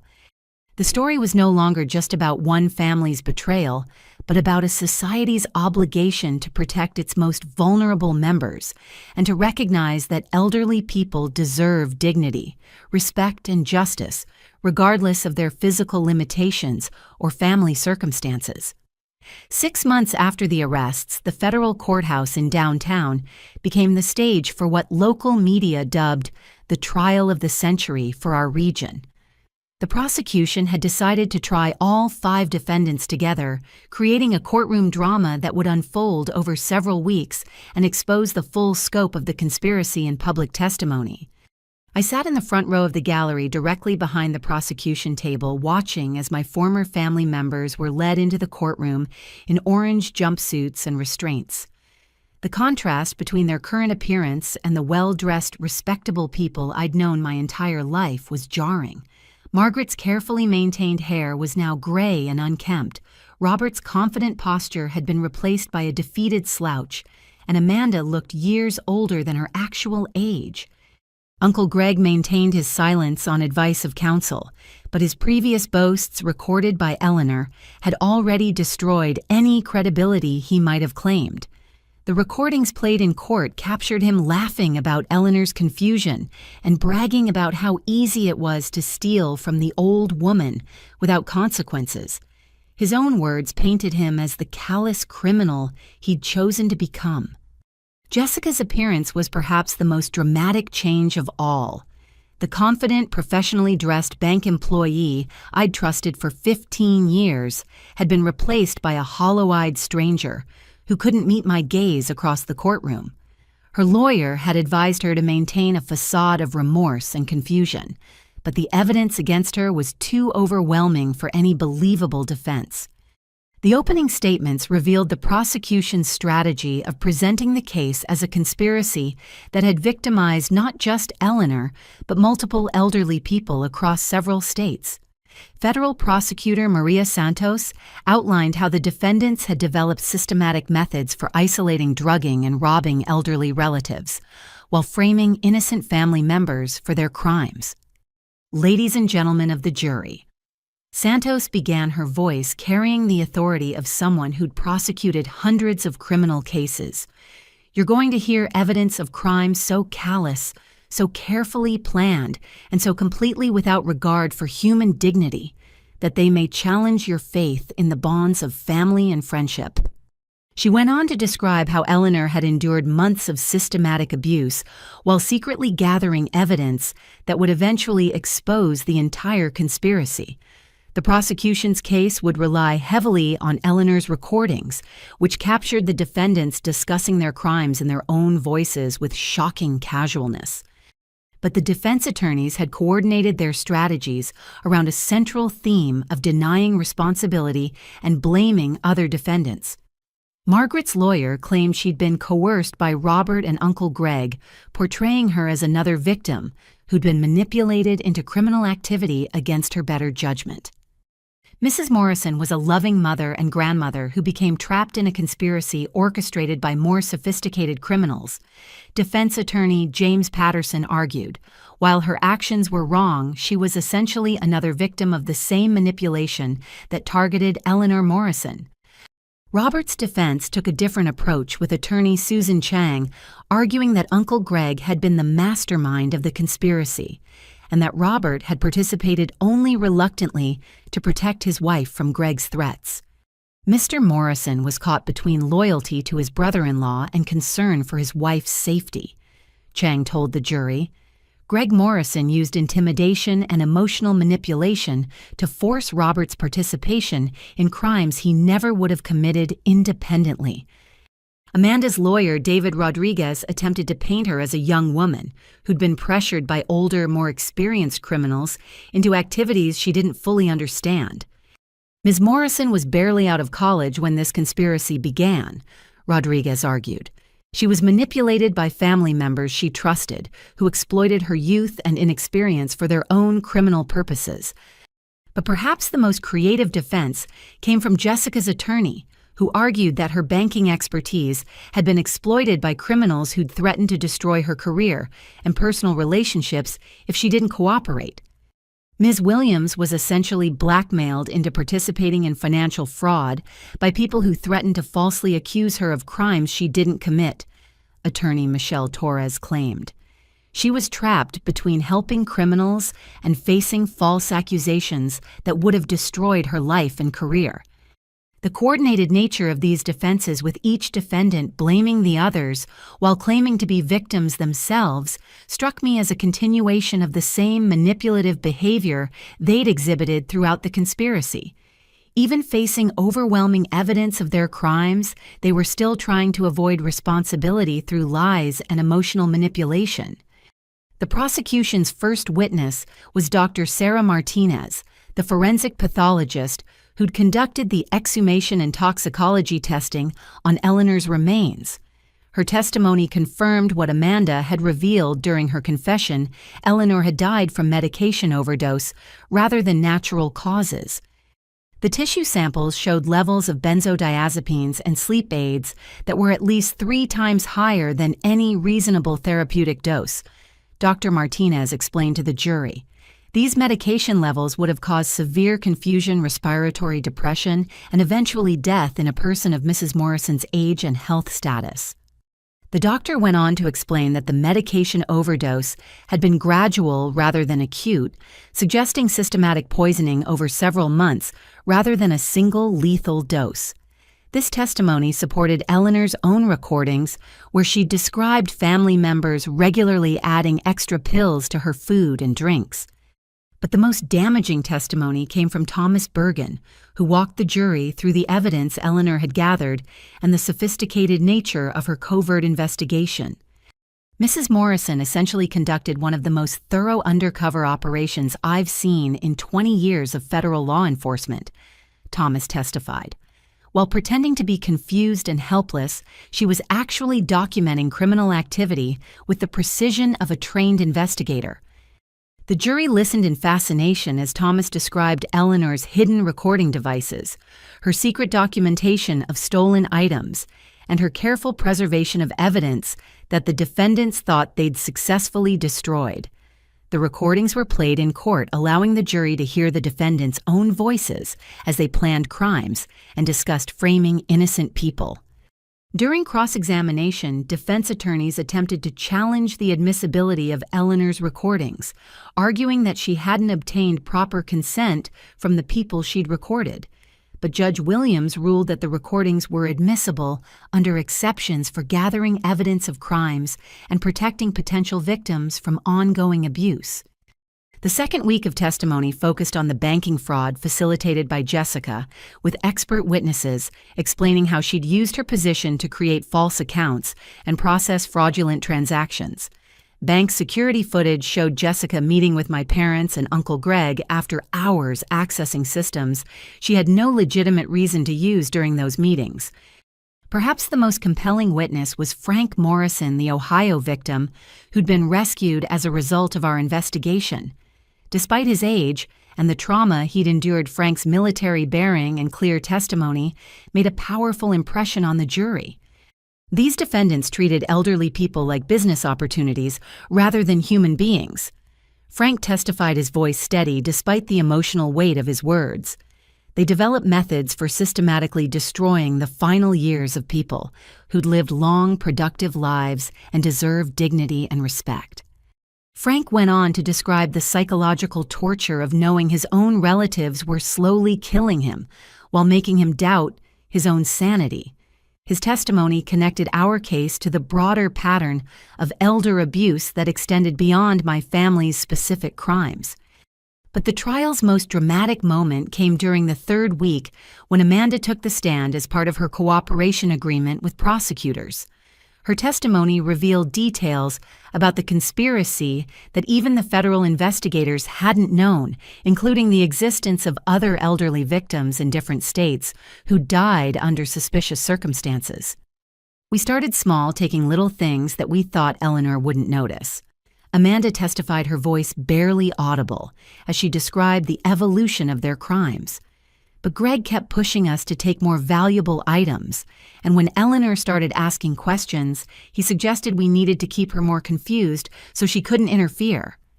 Amanda's testimony revealed that Uncle Greg had been the driving force behind the systematic drugging that eventually killed Eleanor, convincing other family members that it was necessary to protect their conspiracy from discovery.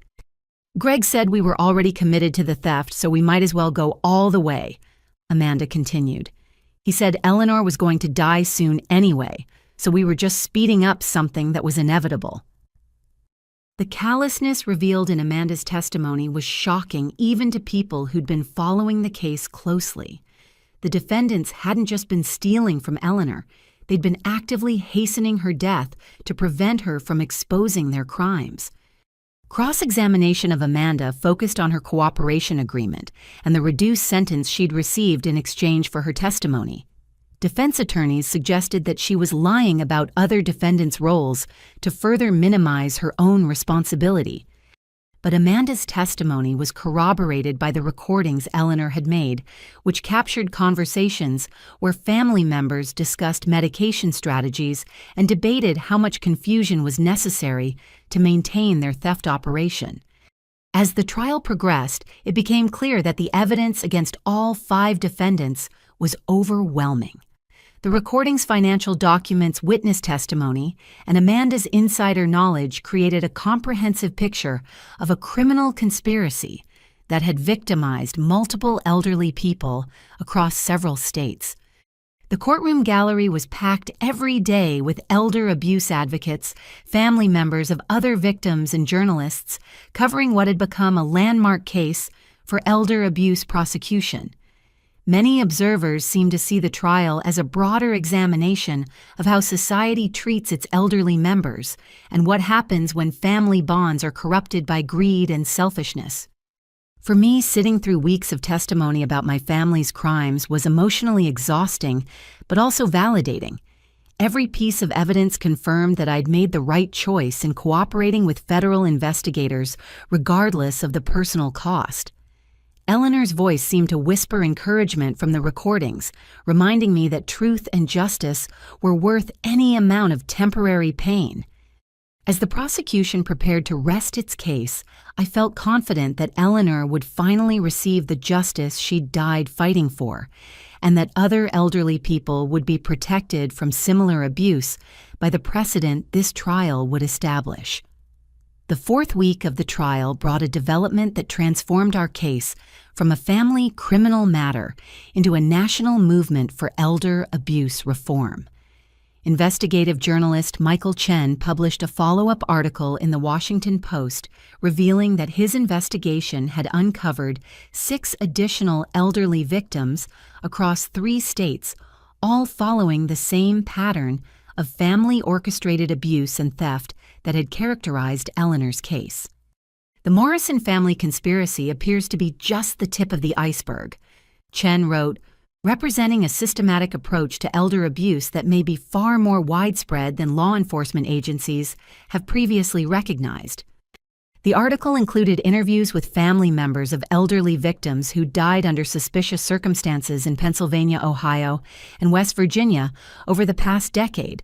Each case involved similar patterns: gradual isolation from friends and protective family members, systematic theft of valuables and financial assets, forced medication to maintain confusion, and suspicious deaths that had been attributed to natural causes without proper investigation. Chen's investigation had been triggered by tips from readers of his original article about our case, with people across the country reaching out to share stories of elderly relatives who'd suffered similar abuse. The volume of responses had convinced him that organized elder abuse by family members might represent a hidden epidemic affecting thousands of elderly Americans. What's most disturbing, Chen continued in his article, is how these cases follow such similar patterns that they suggest the existence of shared knowledge or even coordination among different groups of family abusers. The article prompted immediate action from the Department of Justice, which announced the formation of a multi-state task force to investigate suspected elder abuse cases and develop better methods for detecting and prosecuting family financial exploitation. Our case was being used as a model for training federal agents to recognize the warning signs of systematic elder abuse. But perhaps more significantly, Chen's investigation brought forward a living witness whose testimony would revolutionize our understanding of how these criminal networks operated. 82-year-old Henry Patterson had been presumed dead by his family for over 2 years, but had actually escaped their abuse and had been living under an assumed name in North Carolina while gathering evidence against his own relatives. Henry contacted Chen after reading about our case, explaining that he'd recognized the same patterns he'd experienced with his own adult children and grandchildren. His story was so similar to Eleanor's that it seemed like the same criminal organization had targeted both families despite the victims living in different states, with no apparent connection. I'd been documenting my family's crimes for 3 years before I finally had to flee, Henry told Chen during their interview. They were slowly poisoning me with medication, stealing my belongings, and planning to claim I died naturally so they could inherit my property without any investigation. Henry had escaped his abusive family by faking his own death during a planned hospital stay, then assuming a new identity with help from a veterans organization that specialized in protecting elderly people from family abuse. He'd spent the past 2 years gathering evidence not just about his own case, but about a network of family abusers who shared techniques and strategies across state lines. These criminals communicate with each other, Henry explained to prosecutors when he agreed to testify in our trial. They share methods for isolating elderly victims, forging documents, and avoiding detection by authorities. It's essentially an organized crime network that specializes in exploiting vulnerable elderly people. Henry's testimony began during the trial's 5th week, and his military bearing and detailed knowledge made an immediate impact on the jury. Despite his age, he presented evidence with the precision of a trained investigator, including photographs, documents, and recordings he'd gathered during his 3 years of undercover work within his own abusive family. The defendants in this case used exactly the same techniques my children used against me. Henry testified, pointing to similarities in medication strategies, document forgery, and psychological manipulation. The methods are too sophisticated and too similar to be coincidental. Henry went on to describe how his own family had been coached by outside consultants who specialized in elder abuse, including a lawyer who helped forge wills and a nurse who provided advice about medication dosages that would cause confusion without obvious signs of poisoning. They treated elder abuse like a business. Henry continued, with professional services and standardized methods for maximum profit with minimum risk of detection. His testimony revealed that organized elder abuse was far more sophisticated than anyone had previously realized, involving professional criminal networks that provided services to families willing to pay for help exploiting their elderly relatives. But perhaps Henry's most important contribution was his detailed knowledge of other victims who were currently suffering abuse from family members connected to the same criminal network. His information led to immediate rescue operations in 4 different states, saving elderly people who were in immediate danger of death from forced medication overdoses. Mr. Patterson's courage in coming forward has probably saved dozens of lives, Prosecutor Maria Santos told the court. His evidence demonstrates that elder abuse by family members isn't just a series of isolated crimes, but a systematic problem that requires coordinated law enforcement response. The revelation that organized criminal networks were facilitating family elder abuse transformed public understanding of the problem and generated immediate legislative response. Congressional hearings were scheduled to examine federal elder abuse prevention programs, and multiple states began drafting legislation to strengthen penalties for family financial exploitation. Henry's testimony also provided crucial corroboration for Amanda's earlier statements about other victims in different states. His independent knowledge of cases that Amanda had described convinced the jury that the conspiracy extended far beyond my immediate family's crimes. These defendants didn't invent elder abuse, Henry testified during his final day on the stand, but they perfected methods for getting away with it by making victims appear mentally incompetent and framing innocent family members for crimes they didn't commit.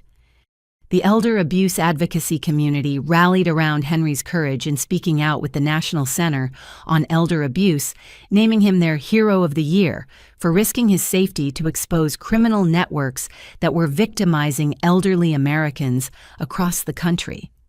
But for me, Henry's testimony provided something even more valuable than legal evidence.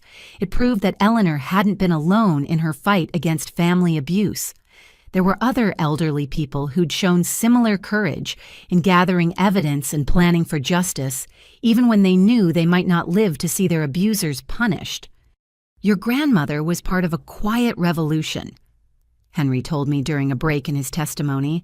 "Elderly people across this country are refusing to accept the role of helpless victims. We're fighting back, documenting crimes, and ensuring that justice will eventually be served."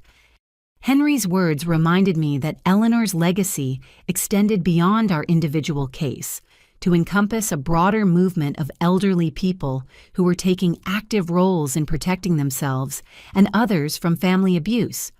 Her courage had inspired others to speak out, creating a ripple effect that was exposing criminal networks and saving lives across multiple states. As Henry concluded his testimony, I felt Eleanor's presence more strongly than ever, as if she was standing with all the other elderly victims who'd refused to surrender to their abusers' plans.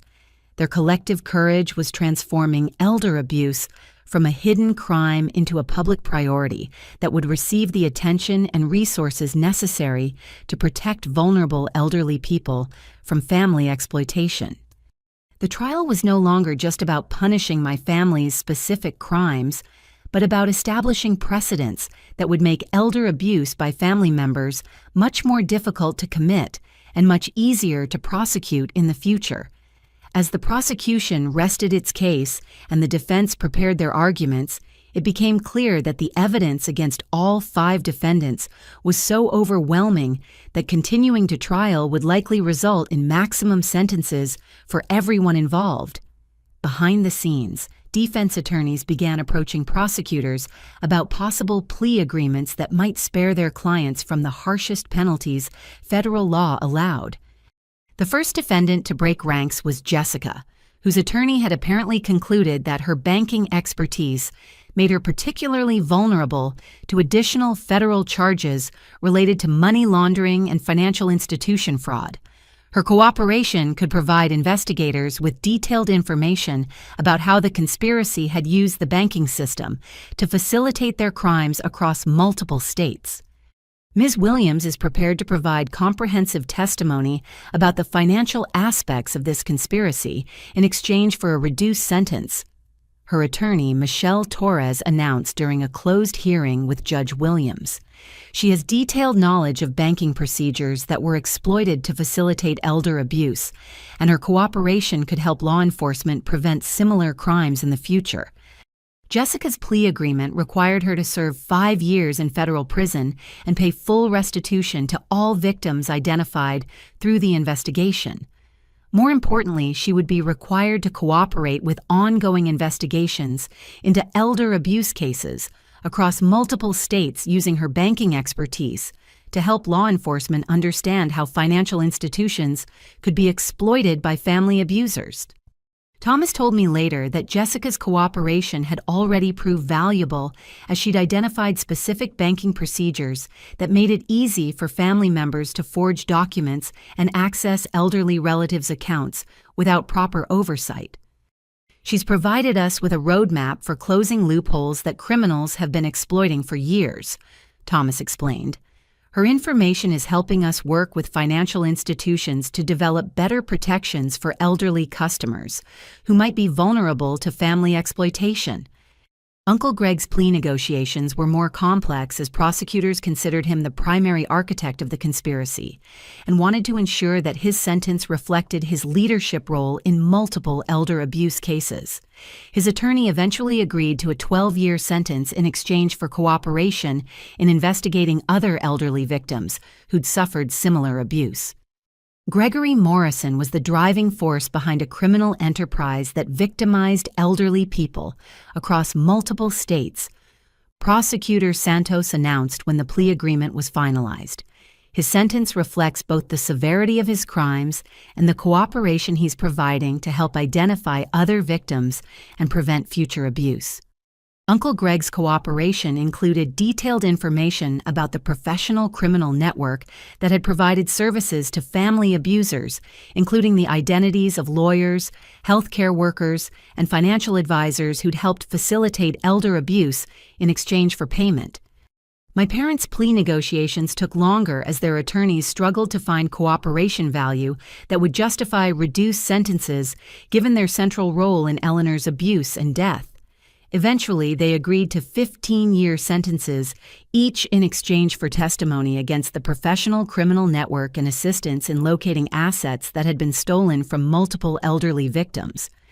Robert and Margaret Morrison's cooperation is helping us understand how criminal networks recruit and train family members to abuse elderly relatives, Santos explained when their plea agreements were announced. Their information is contributing to ongoing investigations that may result in dozens of additional prosecutions. But perhaps the most satisfying aspect of the plea negotiations was the requirement that all defendants provide victim impact statements acknowledging the harm they'd caused to Eleanor and other elderly victims. These statements would become part of the permanent court record and would be required reading for anyone seeking early release or sentence reduction. Amanda's plea agreement was the most controversial as elder abuse advocates argued that her 8-year sentence was too lenient given her role in Eleanor's death and her participation in abusing other elderly victims. However, her cooperation had been crucial in exposing the broader criminal network and identifying victims who were still suffering ongoing abuse. Ms. Morrison's sentence reflects a careful balance between punishment for serious crimes and recognition of her substantial cooperation in exposing a criminal enterprise that was victimizing elderly people across multiple states, Judge Williams explained when approving her plea agreement. Amanda's cooperation requirements were extensive, including ongoing testimony in related cases, assistance in victim identification, and participation in educational programs designed to help law enforcement recognize signs of family elder abuse. The plea agreements meant that the trial would conclude without the defendants testifying in their own defense, sparing me the additional trauma of listening to them attempt to justify or minimize their crimes. Instead, the focus shifted to victim impact statements and the broader implications of the case for elder abuse prevention and prosecution. Henry Patterson provided a powerful victim impact statement on behalf of all elderly victims of family abuse, describing the psychological trauma of being betrayed by people who were supposed to provide love and protection. The defendants didn't just steal money and possessions, Henry told the court during his statement. They stole dignity, trust, and peace of mind from people who'd spent decades building loving relationships with family members.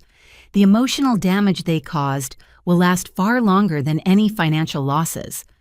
I provided my own victim impact statement focusing on Eleanor's courage and the importance of ensuring that other elderly people would be protected from similar abuse. My grandmother Eleanor died fighting to protect other elderly people from the kind of abuse she'd endured, I told the court. The best way to honor her memory is to ensure that her evidence and sacrifice lead to systemic changes that will prevent other families from suffering the same kind of betrayal and exploitation. The victim impact portion of the proceedings also included statements from family members of other elderly victims who'd been identified through the investigation, creating a powerful record of the human cost of family elder abuse that would be preserved for future legal proceedings and educational purposes. Detective Susan Walsh from the coroner's office provided a statement about the reopened investigation into Eleanor's death, confirming that the toxicology evidence supported charges of negligent homicide against all defendants who'd participated in the systematic drugging that had hastened Eleanor's death. Mrs. Morrison's death was not natural, Detective Walsh told the court. She was slowly murdered by people she trusted, and the evidence clearly shows that her death was the foreseeable result of systematic poisoning designed to facilitate theft and prevent her from seeking help. As the plea agreements were finalized, I felt a complex mixture of satisfaction and sadness. Justice was being served, and the defendants would face significant consequences for their crimes. But no amount of punishment could restore Eleanor's final years or undo the trauma she'd endured at the hands of people who'd claimed to love her. However, the cooperation agreements meant that the investigation would continue expanding, potentially identifying and rescuing other elderly victims while dismantling the criminal networks that facilitated family elder abuse. Eleanor's courage in gathering evidence was continuing to protect vulnerable elderly people months after her death. The plea agreements also established legal precedents that would make it easier to prosecute similar cases in the future, while the publicity surrounding our case was raising public awareness about the signs of family elder abuse and encouraging other victims to seek help. As Judge Williams prepared to announce the final sentences, I knew that Eleanor would have been proud of what her evidence had accomplished. Her suffering hadn't been in vain, and her legacy would continue protecting elderly people for years to come. 3 weeks after the sentencing, Eleanor's attorney, David Walsh, called me with news that would provide the final chapter in my grandmother's remarkable story of fighting back against her abusers. The completion of the criminal proceedings had cleared the way for executing Eleanor's true will, the one she'd hidden from her family while they'd been planning to steal her estate and frame me for their crimes. There are some surprises in Eleanor's final wishes that I think you're going to find remarkable, David told me over the phone.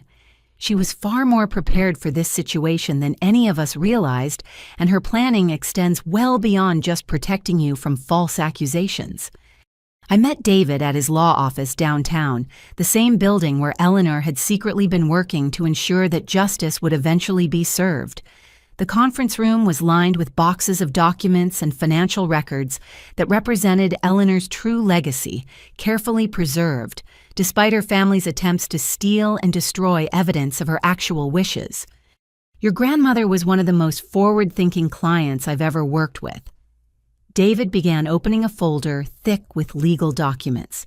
She understood that her family was planning to steal from her estate, so she took steps to protect not just her assets but also her values and her commitment to helping other elderly people who might face similar abuse.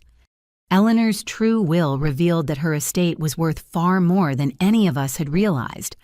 Beyond the house car and known financial accounts, she'd been quietly accumulating wealth through careful investments and had hidden various valuable assets in locations her family had never discovered. "The total value of Eleanor's estate is just over $800,000, David announced, and I nearly fell out of my chair with surprise.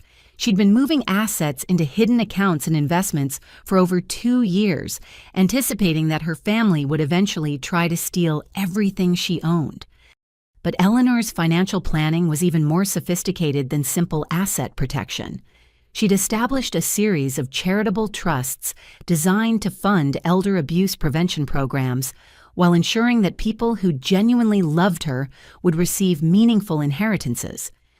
Eleanor left specific bequests to several organizations working to combat elder abuse and protect vulnerable elderly people." David continued. "She wanted her money to continue fighting the kind of criminals who targeted her, ensuring that other elderly people would have better protection and support. The largest charitable bequest was $200,000 to the National Center on Elder Abuse, designated specifically for developing training programs to help law enforcement recognize and investigate family financial exploitation. Eleanor had also left $50,000 each to 3 local organizations that provided support services for elderly abuse victims. But perhaps the most touching bequest was $100,000 to fund a scholarship program for young people studying law enforcement social work or geriatrics, with preference given to applicants who'd experienced family betrayal or financial exploitation. Eleanor wanted to ensure that future professionals would understand the devastating impact of family abuse on elderly victims. She specifically requested that the scholarship be named after Frank Morrison. David explained, "The veteran who'd been rescued because of the investigation your case prompted. She'd never met him, but she'd learned about his courage through media coverage and wanted to honor his determination to fight back against family abuse." Eleanor's personal bequests reflected her understanding of who'd genuinely loved her versus who'd been motivated by greed and inheritance expectations. Henry Patterson, who'd become a symbol of elderly resistance to family abuse, received her antique military medal collection along with a letter thanking him for inspiring other elderly victims to fight back against their abusers. The bulk of Eleanor's personal estate came to me, including the house where I'd grown up visiting her, her car, $50,000 in cash, and all her personal photographs and family heirlooms.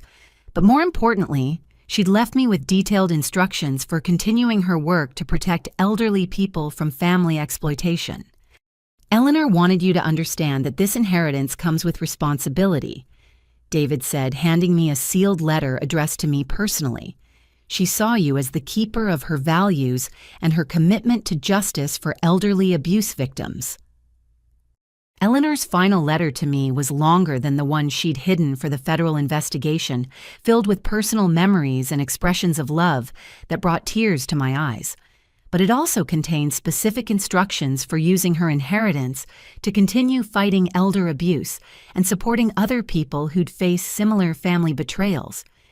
"My dear Helene," the letter began, "if you're reading this, then justice has been served and my abusers have faced consequences for their crimes. But more importantly, you've proven that love and integrity are stronger than greed and selfishness. Eleanor went on to describe her hope that I would use her house as a center for supporting elderly abuse victims and their families, providing a safe space where people could share their experiences and find the strength to seek justice against abusive family members. I know this inheritance will feel overwhelming, Eleanor continued, but remember that you're not carrying this burden alone. There are many people like Frank Morrison and Henry Patterson who understand the importance of protecting vulnerable elderly people from family exploitation. The letter concluded with Eleanor's vision for transforming her suffering into a legacy of protection and support for other elderly victims. I endured months of abuse and betrayal so that you would have the evidence needed to stop these criminals and protect other potential victims, she wrote. Now I'm trusting you to ensure that my suffering continues to serve a purpose by helping other elderly people find the courage to fight back against family members who would exploit their trust and vulnerability. As I finished reading Eleanor's letter, David presented me with the keys to her house and the title to her car, along with account information for the financial assets she'd left me. But more significantly, he handed me a detailed business plan Eleanor had developed for establishing a nonprofit organization dedicated to elder abuse prevention and victim support. She spent months researching this, David explained. Eleanor wanted to create a model program that could be replicated in communities across the country, providing elderly people with resources and support for protecting themselves from family exploitation. Eleanor's business plan included partnerships with law enforcement agencies, healthcare providers, and social service organizations to create comprehensive protection networks for vulnerable elderly people. She'd identified funding sources, potential staff members, and specific services that would address the gaps in current elder abuse prevention programs. But perhaps most remarkably, Eleanor had anticipated that her case would generate media attention and had prepared materials for using that publicity to raise awareness about elder abuse and encourage policy changes to better protect elderly victims. Your grandmother essentially created a roadmap for turning her personal tragedy into a national movement for elder abuse reform, David concluded. She understood that her suffering would only have meaning if it led to systematic changes that protected other elderly people from similar abuse. As I left David's office with Eleanor's true inheritance, I felt the weight of responsibility she'd placed on my shoulders. The money and property were significant, but her real legacy was the expectation that I would continue her fight for justice and protection for elderly Americans who were vulnerable to family exploitation. Eleanor had transformed her final months of abuse into a comprehensive plan for elder abuse prevention, ensuring that her suffering would continue to serve a purpose long after her death. Her inheritance wasn't just about providing for my future. It was about creating a better future for all elderly people who might face the kind of betrayal and exploitation she'd endured. That evening, I sat in Eleanor's kitchen, now my kitchen, reading through her detailed plans for fighting elder abuse and protecting vulnerable elderly people. Her presence filled the house not as a ghost haunted by past trauma, but as a continued source of inspiration and guidance for the important work that lay ahead. Eleanor's final gift wasn't just financial security. It was a mission that would give meaning to both her suffering and my future, ensuring that her courage and determination would continue protecting elderly people for generations to come. 6 months after receiving Eleanor's inheritance, I found myself standing in what had once been her living room, now transformed into a welcoming meeting space for the Eleanor Morrison Center for Elder Abuse Prevention. The walls that had once hidden recording devices now displayed inspiring messages and photographs of elderly abuse survivors who'd found the courage to seek justice and rebuild their lives. The center had grown organically from Eleanor's business plan, but the reality exceeded anything she could have imagined. What started as a local support group had evolved into a comprehensive resource center that was already being replicated in 6 other states, Word had spread through elder abuse advocacy networks that we'd created something special, a place where victims and their families could find both practical help and emotional healing. Our weekly support group meetings drew people from across the region, creating a community of survivors who understood each other's experiences in ways that outside observers never could. Frank Morrison had become our most inspiring regular speaker, sharing his story of survival and resistance while encouraging newer members to find their own strength and voice. What Eleanor did for all of us. Frank told our group during one particularly moving meeting was proof that elderly people don't have to accept the role of helpless victims. We can fight back, we can gather evidence, and we can ensure that justice is served even when our own families turn against us. Frank's military bearing and clear-eyed determination had a profound impact on people who were just beginning to recognize signs of abuse in their own families. His presence reminded everyone that courage and dignity weren't diminished by age, and that elderly people could be powerful allies in fighting against exploitation and betrayal. The center had also attracted professional volunteers who shared Eleanor's commitment to protecting vulnerable elderly people. Dr. Sarah Chen, a geriatric psychiatrist, provided counseling services for abuse survivors dealing with trauma and family betrayal. Attorney Michael Rodriguez offered legal advice for people navigating complex family situations or considering reporting abuse to authorities. But perhaps our most valuable volunteer was Detective Lisa Washington from the County Elder Abuse Unit, who'd been inspired by Eleanor's case to specialize in family financial exploitation. Lisa provided training sessions for center members on recognizing signs of abuse and documenting evidence, essentially teaching Eleanor's techniques to other potential victims. Mrs. Morrison showed us what's possible when elderly people refuse to accept abuse silently. Lisa told our group during one of her training sessions. She developed investigation techniques that professional law enforcement officers now study and apply in their own cases. The training sessions were particularly popular with elderly people who'd noticed suspicious behavior from family members but weren't sure whether their concerns were justified.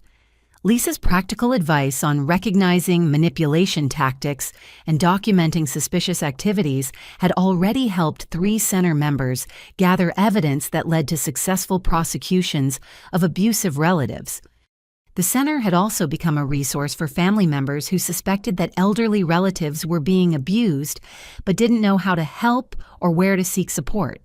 We developed educational materials explaining warning signs of family financial exploitation and providing guidance for people who wanted to protect elderly loved ones without causing family conflicts. One of our most successful programs was a monthly workshop for adult children and grandchildren who wanted to learn how to have difficult conversations with elderly relatives about protecting themselves from potential abuse. These workshops address the delicate balance between offering help and respecting elderly people's autonomy and independence.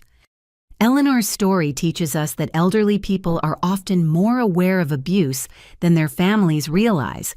I explained during one of these workshops. Our role isn't to rescue helpless victims, but to support strong, capable people who need allies and resources to fight back against exploitation. The center had also attracted national attention from researchers studying elder abuse prevention and policy advocates working to strengthen legal protections for elderly Americans.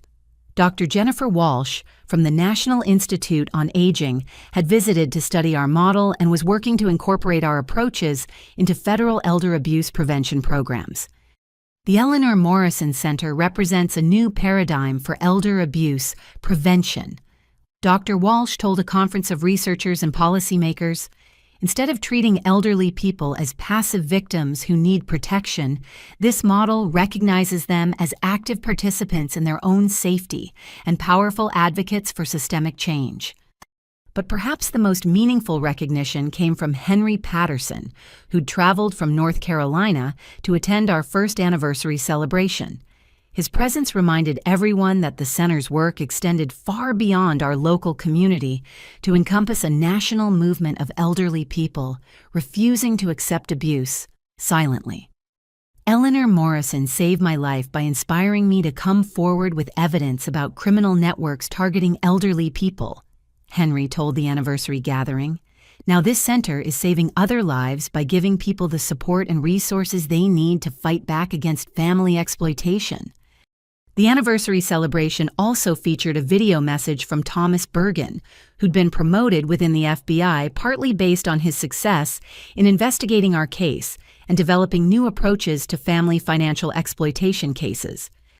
The Eleanor Morrison Center represents the best possible outcome from a terrible situation, Thomas said in his recorded message.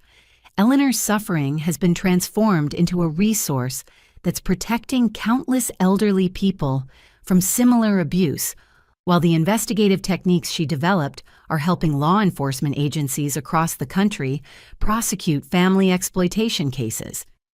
The center's success had also generated unexpected personal healing for me, providing a sense of purpose that helped offset the pain of losing my biological family to their own criminal choices. Working with abuse survivors and their families reminded me daily that family isn't defined by blood relationships, but by people who support each other during difficult times and share common values about treating others with dignity and respect. My new family included people like Frank Morrison and Henry Patterson, whose courage and determination inspired me to continue Eleanor's work. It included Dr. Chen and Detective Washington, whose professional expertise enhanced our ability to help people in crisis. It included dozens of abuse survivors who'd found their voices and their strength through our support programs. But perhaps most importantly, it included the memory of Eleanor herself, whose presence filled every corner of the center and guided every decision we made about how to serve people facing family betrayal and exploitation. Her courage in fighting back against her abusers had created a legacy that extended far beyond her individual case to encompass a movement that was changing how society understood and responded to elder abuse. As I looked around the anniversary celebration, seeing elderly abuse survivors sharing stories and supporting each other, seeing family members learning how to protect elderly loved ones, seeing professionals collaborating to improve elder abuse prevention, I knew that Eleanor's sacrifice had created something beautiful and lasting from the ugliness of family betrayal. The center had become more than just a support group or resource facility. It had become a symbol of hope for elderly people facing abuse and a model for communities seeking to protect their most vulnerable members. Eleanor's courage in documenting her own abuse had rippled outward to create waves of positive change that were protecting elderly people across the country. Most importantly, the center ensured that Eleanor's story would continue inspiring other elderly people to fight back against abuse, proving that age and vulnerability didn't have to mean helplessness, and that justice was possible even in the most difficult family situations. 2 years after that devastating Thanksgiving, when my parents turned me away from their door, I stood in Eleanor's kitchen. Now my kitchen, preparing a feast that would honor everything my grandmother had taught me about the true meaning of family and gratitude. The house she'd left me had been transformed into both a home and a symbol of hope for elderly abuse survivors, and this Thanksgiving dinner would celebrate all the ways her courage had continued to protect and inspire people long after her death. The dining room table was set with Eleanor's finest china and silver pieces that had been recovered from my family's theft and now served their intended purpose of bringing people together in genuine love rather than greed. The centerpiece featured photographs of Eleanor and other elderly abuse survivors who'd found the courage to fight back against family exploitation, reminding everyone that we were celebrating not just our current blessings, but also the courage of people who'd suffered to make our gathering possible. My guests represented the true family Eleanor had envisioned, bound together not by blood, but by shared values of integrity, compassion, and justice. Frank Morrison sat at the head of the table, his military bearing softened by the warmth of genuine friendship and mutual respect. At 84, he'd become not just a fellow survivor, but a beloved grandfather figure who taught me that age could bring wisdom and strength rather than vulnerability and helplessness. Henry Patterson had driven down from North Carolina for the occasion, bringing with him stories of other elderly people who'd been inspired by Eleanor's courage to document abuse and seek justice against exploitative family members. His presence reminded everyone that our individual healing was connected to a larger movement of elderly Americans refusing to accept the role of silent victims. Thomas Bergen and his wife Maria had become close friends over the 2 years since the investigation concluded, their support and understanding helping me navigate the complex emotions of rebuilding my life after family betrayal. Thomas had been promoted to head the FBI's new Elder Abuse Task Force, a position created partly in response to the national attention our case had generated. Dr. Sarah Chen and Detective Lisa Washington represented the professional allies who joined Eleanor's mission to protect vulnerable elderly people from family exploitation. Their presence at our table symbolized the collaboration between survivors, advocates, and professionals that was transforming how society understood and responded to elder abuse. But perhaps the most meaningful presence was that of Margaret Foster, an 87-year-old woman who'd been rescued from family abuse 6 months earlier using techniques Eleanor had developed and our center had refined.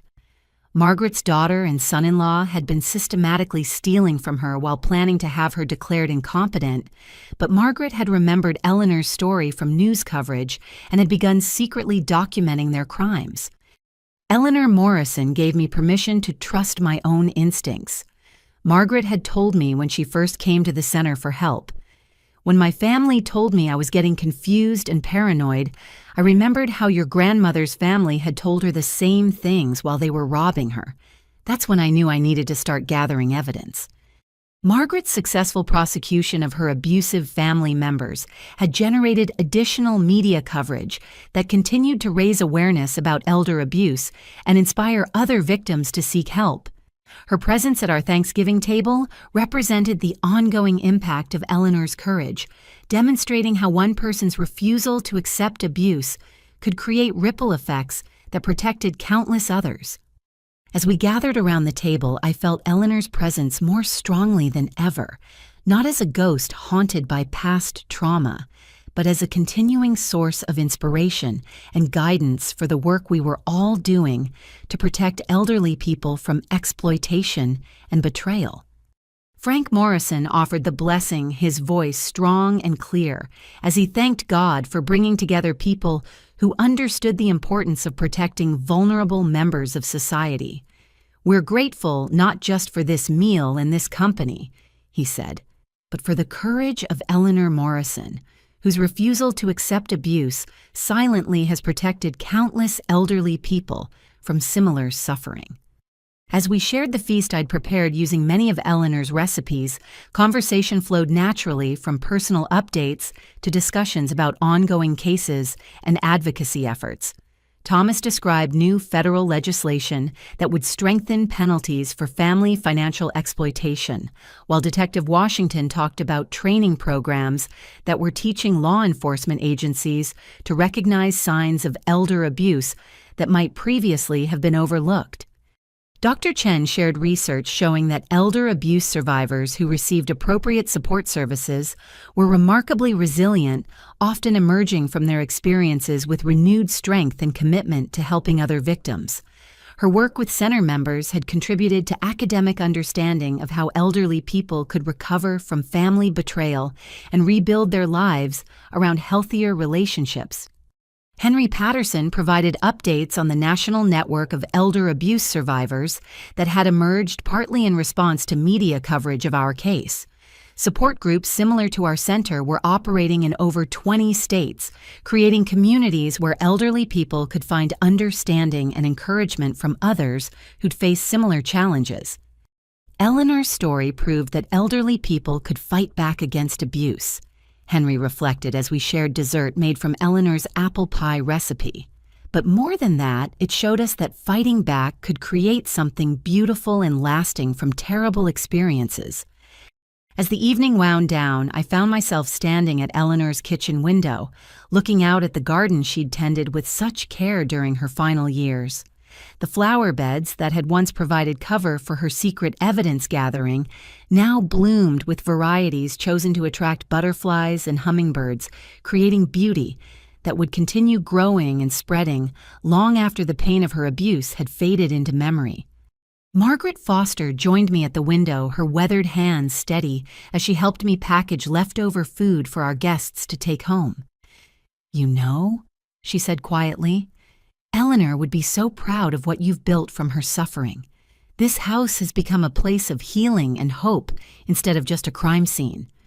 Margaret's words captured something essential about the transformation that had occurred over the past 2 years. Eleanor's house was no longer defined by the abuse she'd endured within its walls, but by the love and support that now filled its rooms. The dining room where my family had planned my destruction was now a place where abuse survivors shared stories of courage and recovery. The living room where Eleanor had hidden recording devices was now a meeting space where elderly people learned to recognize manipulation and protect themselves from exploitation. As our guests prepared to leave, each carrying containers of food and expressions of gratitude for a meaningful Thanksgiving celebration, I realized that Eleanor's final gift to me hadn't been financial security or even protection from false accusations. Her greatest gift had been the example of how to transform suffering into service, how to find purpose in pain, and how to build authentic family relationships with people who shared your values and supported your highest aspirations. Before Frank Morrison left, he pressed a small wrapped package into my hands.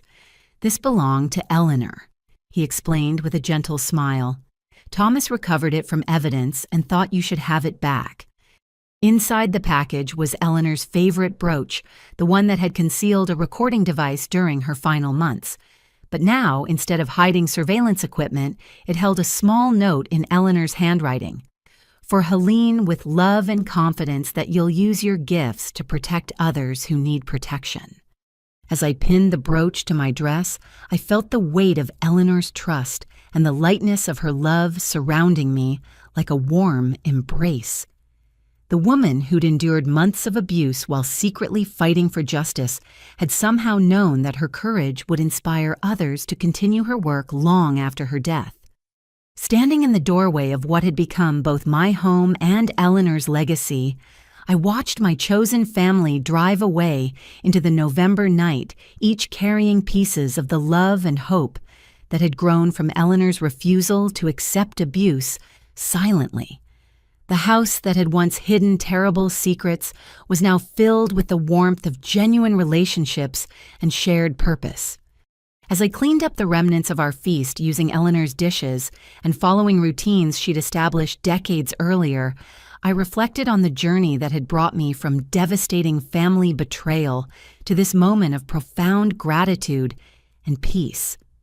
The people who'd claimed to love me while planning my destruction were serving federal prison sentences, while the people who genuinely loved me had gathered around Eleanor's table to celebrate not just our current blessings, but also our commitment to protecting others who face similar challenges. Eleanor's courage in fighting back against her abusers had created a legacy that extended far beyond her individual case, to encompass a movement that was changing how society understood and responded to elder abuse. Her house had become a center for healing and advocacy. Her story had inspired legislation and policy changes, and her example had given countless elderly people the courage to fight back against family exploitation.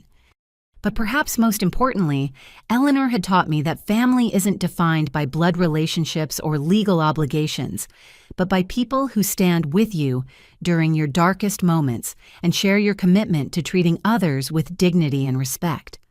The people who'd gathered around her table that Thanksgiving evening represented the family she'd envisioned, bound together by love, strengthened by shared values, and committed to protecting vulnerable members of our community. As I turned off the lights and headed upstairs to the bedroom that had once been Eleanor's sanctuary, I carried with me the knowledge that her suffering had not been in vain. Every elderly person who'd found the courage to report abuse, every family member who'd learned to recognize signs of exploitation, every law enforcement officer who'd been trained to investigate elder abuse cases more effectively represented a continuation of Eleanor's fight for justice and dignity. Tomorrow would bring new challenges as the center continued its work, and the movement for elder abuse reform expanded to protect more vulnerable elderly people. But tonight I could sleep peacefully, knowing that love and integrity had ultimately triumphed over greed and betrayal, and that Eleanor's legacy would continue protecting elderly people for generations to come. The house was quiet except for the familiar sounds of settling wood and November wind in the eaves, but it was filled with the presence of everyone who'd been gathered around Eleanor's table in genuine love and gratitude.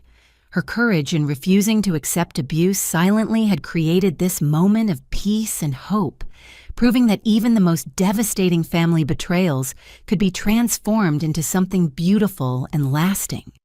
Have you ever had to choose between family loyalty and doing what's right, even when it meant standing alone against people you'd trusted your entire life?